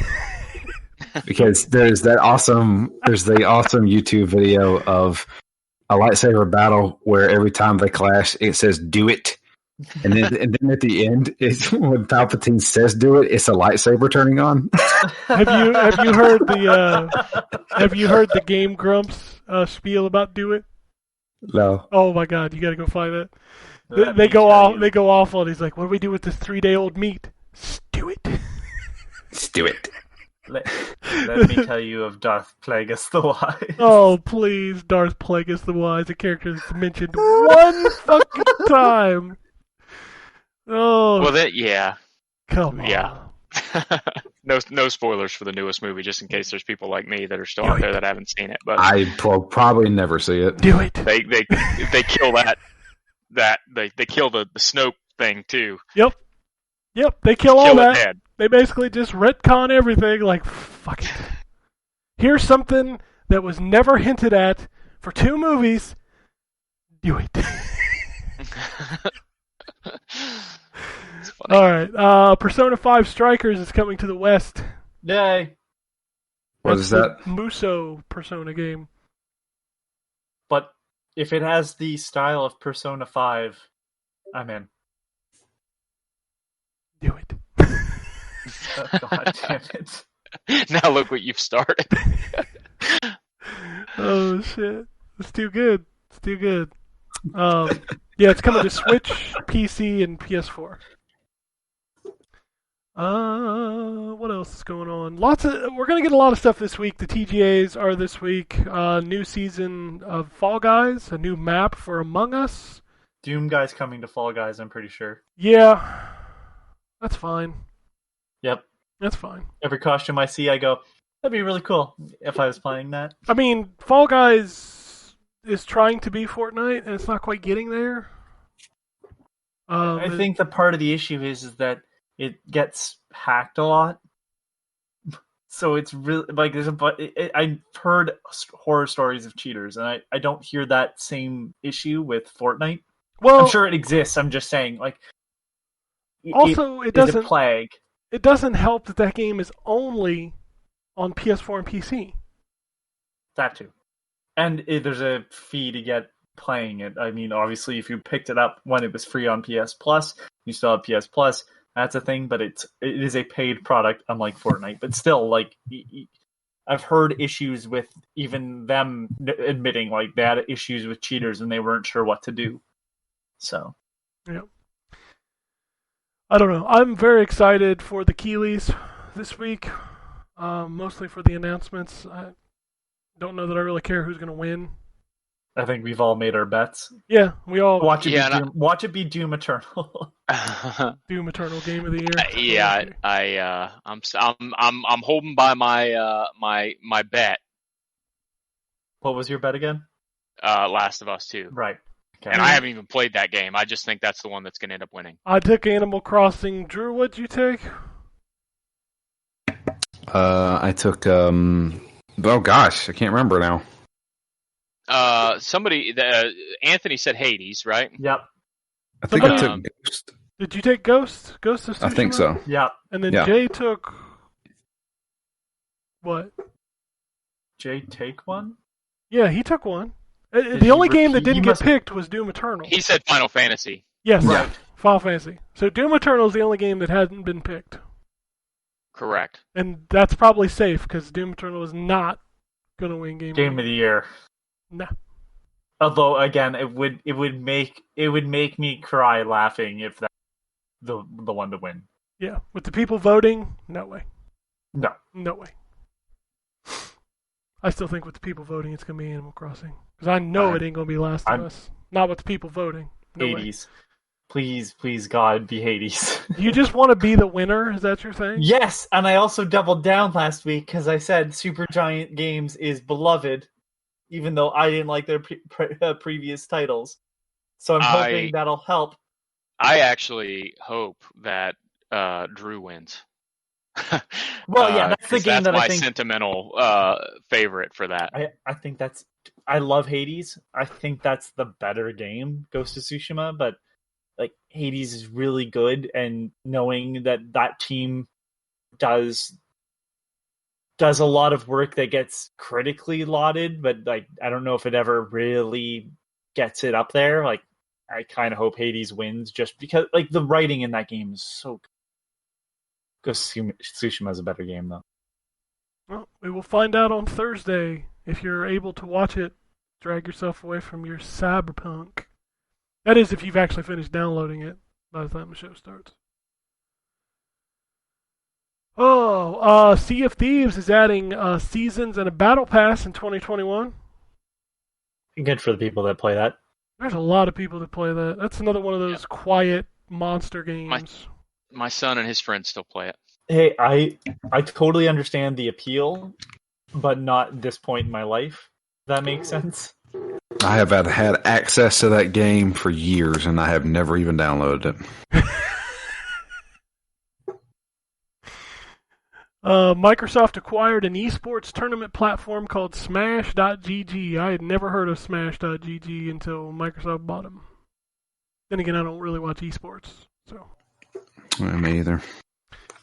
Does Microsoft have a streaming platform now? No, Not anymore. Since they got rid So of they got Mixer. so what? You just Got rid do of Mixer. Twitch now?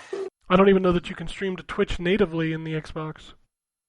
I don't Really? I don't know. I don't stream, so. There's got to be some kind of integration in there somewhere. I mean, I know PlayStation does. I think it goes Yeah. directly to Twitch, but I don't know if Xbox does or not. No clue. More developers leaving studios. Two of the big dudes at is it Bend that did Days Gone? Yeah. Yeah, two of the writer and director exit Sony Bend studio. And that's disappointing because the best part of Days Gone was the story. I heard one of them was going to NetherRealm. Ooh. I'm totally fine with that leave. Just that's the case. That's a rumor that I heard. So, But like Days Gone, which I know Jay finished on PlayStation 5, that is a very, very good game. I just honestly, there's too much game for the amount of story, I think. yep, that game is too That big. story is fantastic for an end of the world story. I think that's Dragon Quest XI the original has been delisted from all stores that it was on, I mean, and that's- now you can only buy Dragon Quest XI S. And I know that seems like who gives a shit, except that Dragon Quest XI S is a very different game because it's been well, it was sort built of on the neutered. Switch. it's been neutered in the graphics department. So Yes. expect to see prices rise on physical copies of Dragon Quest XI. Yeah, it's such a weird thing that they would build that game on the Switch, and then instead of like bringing the graphics engine back up to where it was on the original Dragon Quest XI, they just took the Switch version and up-resed it for the PS4 Pro and Xbox. And I understand like implementing some of those things may be hard because like there has to be that I don't want to say 8-bit mode, but the like classic mode, right? The 2D mode. Mm-hmm. I know that takes a little bit like of a different engine. Like I'm sure switching back and forth on the go that can't be done in the original version of 11. But yeah, you would think like implementing at least some of the graphical, the original graphics back in would be done. But yeah, it just hasn't. And it's weird because it just builds up that secondary market of like people selling a game that was going for $20 for way more because you can't get that original version now. There's more in 11S. It's the version that I would play more often, but that game is really pretty and it's kind of sad to see it just disappear. Yeah, I do not know. That's kind of it. All I've got for the news. I do have an email. Apparently, our email inbox died a couple weeks ago, so this email has been sitting in there since the 22nd of November. But I'm going to read it because it's about the Keeleys. This comes from Antonio. He says, "I was looking over the Game of the Year candidates to me the choice is obvious. This year has been filled with chaos, anger, divisiveness, and unrest. Animal Crossing was the most relevant game during this pandemic. It helped tens of millions of people through these dire times, and it became a cross-cultural phenomenon. Which is why The Last of Us Part 2 should win Game of the Year at the Keeley Awards, because why stop the madness now?"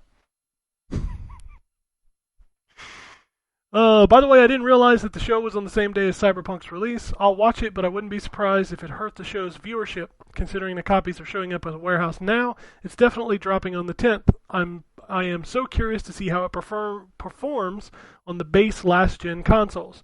It's easy for people like us to forget that the overwhelming majority of people will play these games on those base consoles. I'll say a prayer for them. If there's one thing I've learned these past few weeks is that YouTube is not handling these next-gen, now current-gen games well. Saw Digital Foundry's Dirt 5 analysis and the game looked like absolute crap thanks to YouTube. Well, they must have been showing the Xbox Series X version then.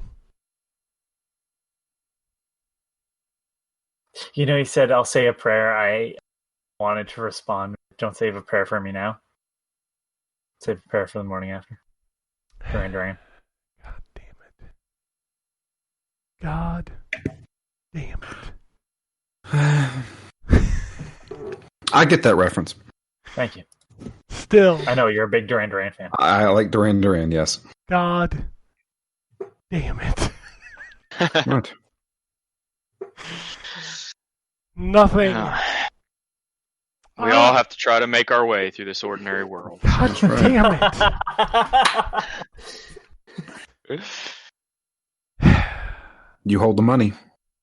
Stop it. You control the witness. Stop it.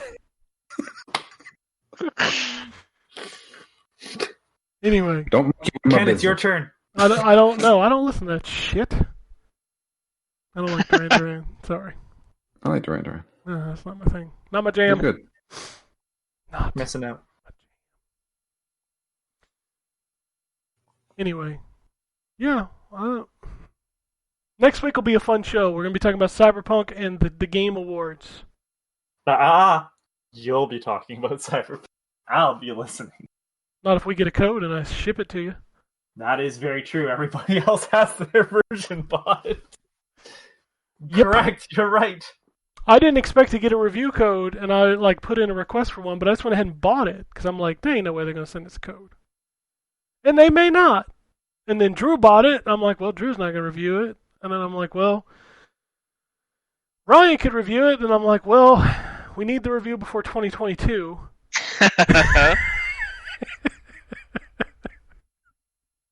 True story. Sorry, I had to throw that one in there. So you're like, Anthony will get it done by at least the end of 2021. I was like, he'll get it to me, sometime in March, April, December 2021. I don't know. How's Iron Man VR going? Iron Man After VR. getting Vertigo, I've been really scared of getting back in the VR. I haven't even hooked up my VR to my PS5. I'm afraid to plug anything into my PS5 because apparently that breaks everything. Yeah, I kept just my depressing Pro, hearing so that. it's the VR stuff still hooked up to that.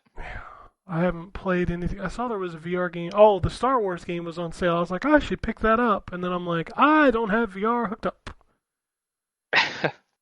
I'm afraid to plug anything because I haven't unplugged my external drive from my PS5 because it hasn't broken yet, and I'm afraid if I take it out and put it back in, it's going to break because it's breaking everybody else's system. I'm afraid of my PS5 right now. Which, by the way, my Series X stopped crashing as soon as I stopped playing Call of Duty. Hasn't crashed one time since I stopped playing that game on that system. I have this sneaking suspicion, Ken. It may have been Call of Duty that was crashing your console. Huh? You think? Yeah, it's amazing. Yep, I've left it running for I stream my football games through the Spectrum app.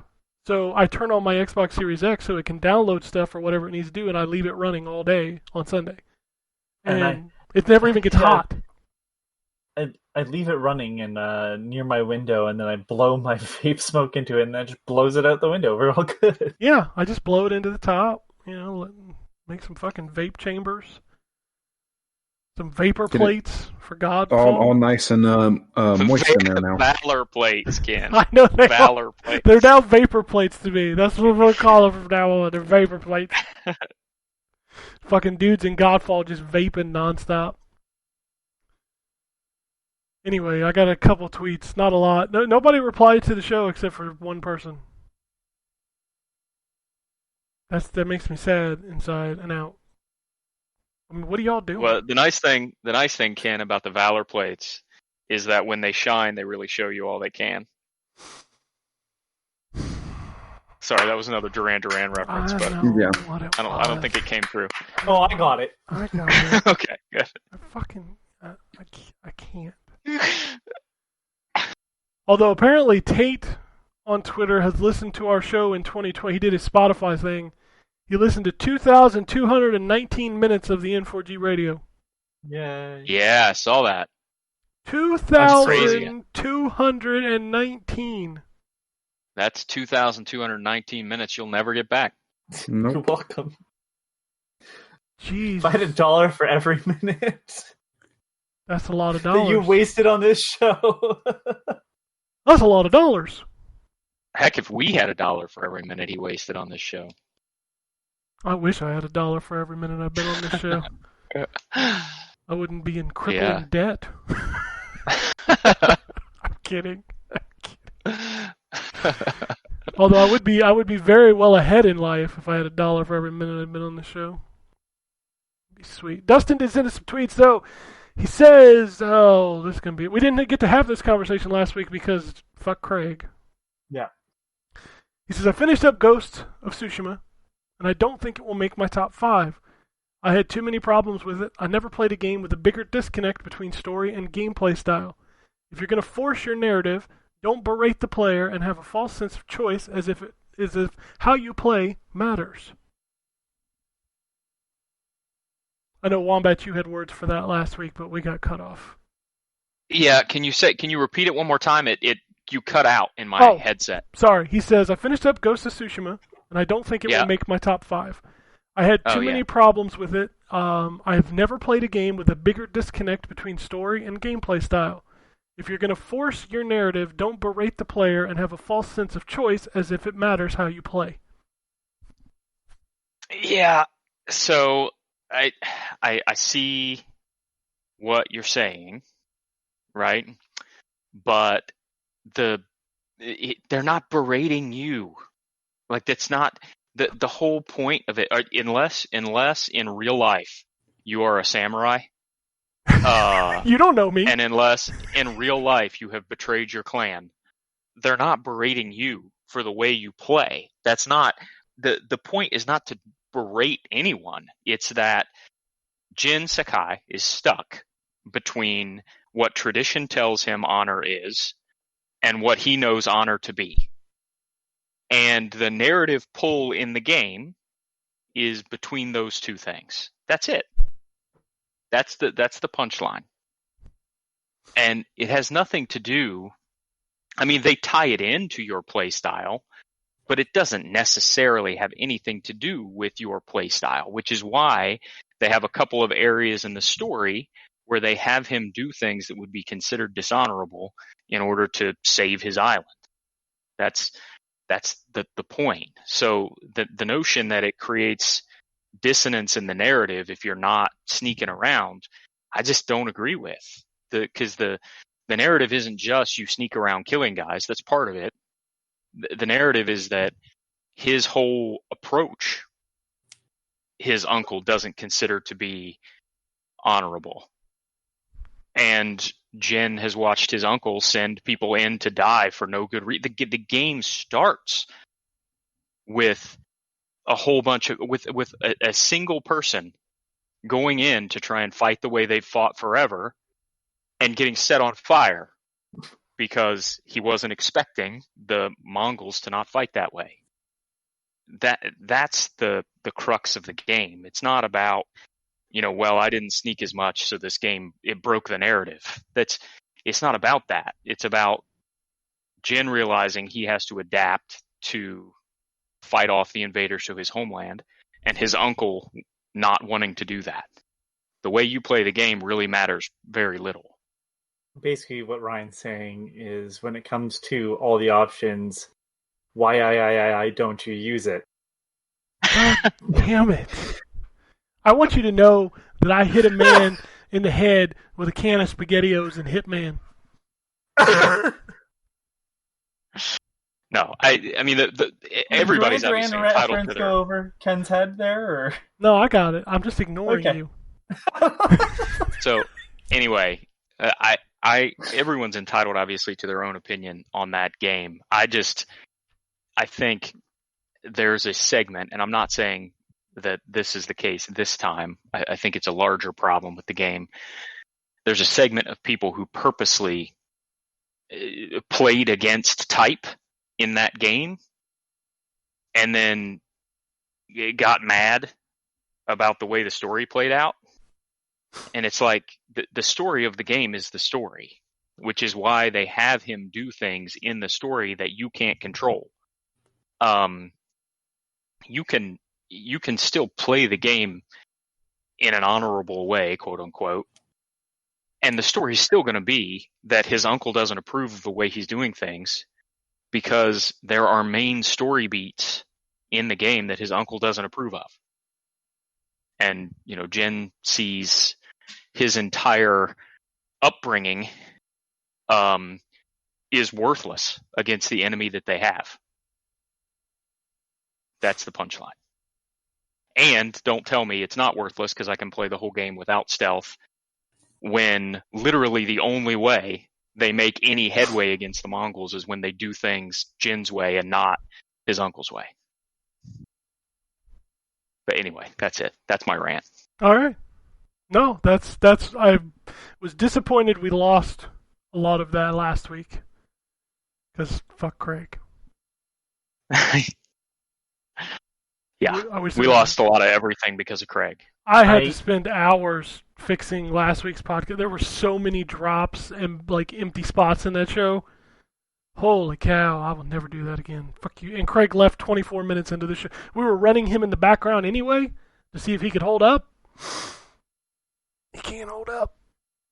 Can't hold up. I don't know what's going on with you, Craig. You fucked up, Craig. Somebody told me TeamSpeak has a good recording system. I mean, it's worth a shot. Yeah. We'll have to look at that next week. I think this show is going to be fine. I did get all on Audacity. I've been monitoring it to make sure it didn't crash or anything. It's still going. So, I tested it 7 times before we started the show. Alright, his last tweet just says, bring on Cyberpunk, which I think we're all ready for. It'll be an interesting conversation. Sure. Next week is basically going to be Cyberpunk and the Game Awards, because I know some stuff is happening at the Game Awards. I don't know what it is yet. I know Dragon Age will be there. I know Xbox is making an announcement. Nintendo always drops something at the Game Awards. There will be no Elden Ring, so stop waiting on that. It's not happening. And yes, Animal Crossing will win Game of the Year.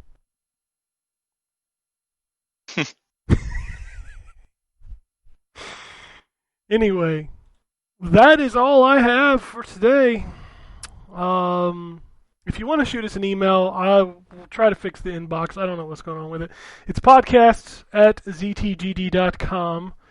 If you want to follow us on the Twitter, Ryan is at WombatRP, Drew is at Drew Leishman, I am at ZTGD, the site is at ZTGD Content. You can also follow the podcast at N4G Podcast.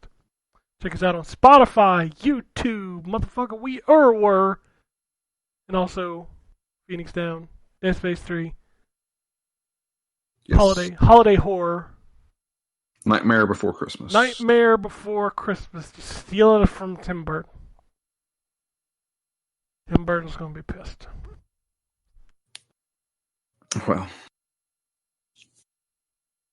Anyway. Well, it's because you can't have Johnny Depp in his movies anymore, because Johnny Depp has been blacklisted, it seems. He got kicked out of the new Harry Potter spin-off thing, didn't he? Yeah, and did you see who's they replaced him with Mads Mikkelsen. Yep. I think that's an upgrade, to be I mean, honest. Because Mads is really good. I just saw Johnny Depp on my TV in a commercial for some kind of body spray perfume shit, I think. The last thing I think of when I'm thinking, who do I want to smell like? It's Johnny Depp. Non-alcoholic. Anyway, tattooed on his arm? Yeah. Anyway, that's the end of the show unless anybody has any Sparrow fellow. Anything else? Nothing? Okay, well, that's the peace out, bitches. More Dwayne references. Peace, bitches. Reach up for sunrise. Alrighty. And it goes something like this. Epic fail.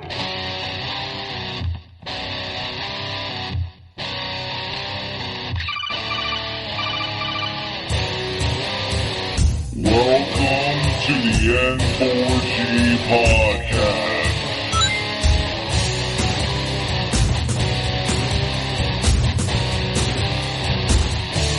Oh, you can...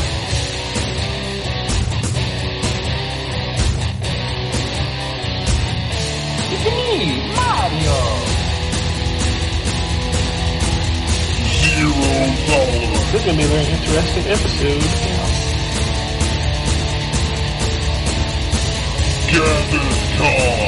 Greetings, programs. I got lost trying to find my way to the secret underground N4G Radio lair. the Wombat, and always being angry. Killer Wolverine.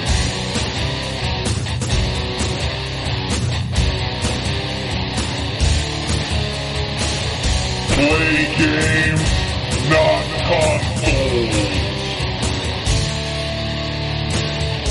No fanboys allowed. And then I killed the dragon. 8.0. Killed the dragon.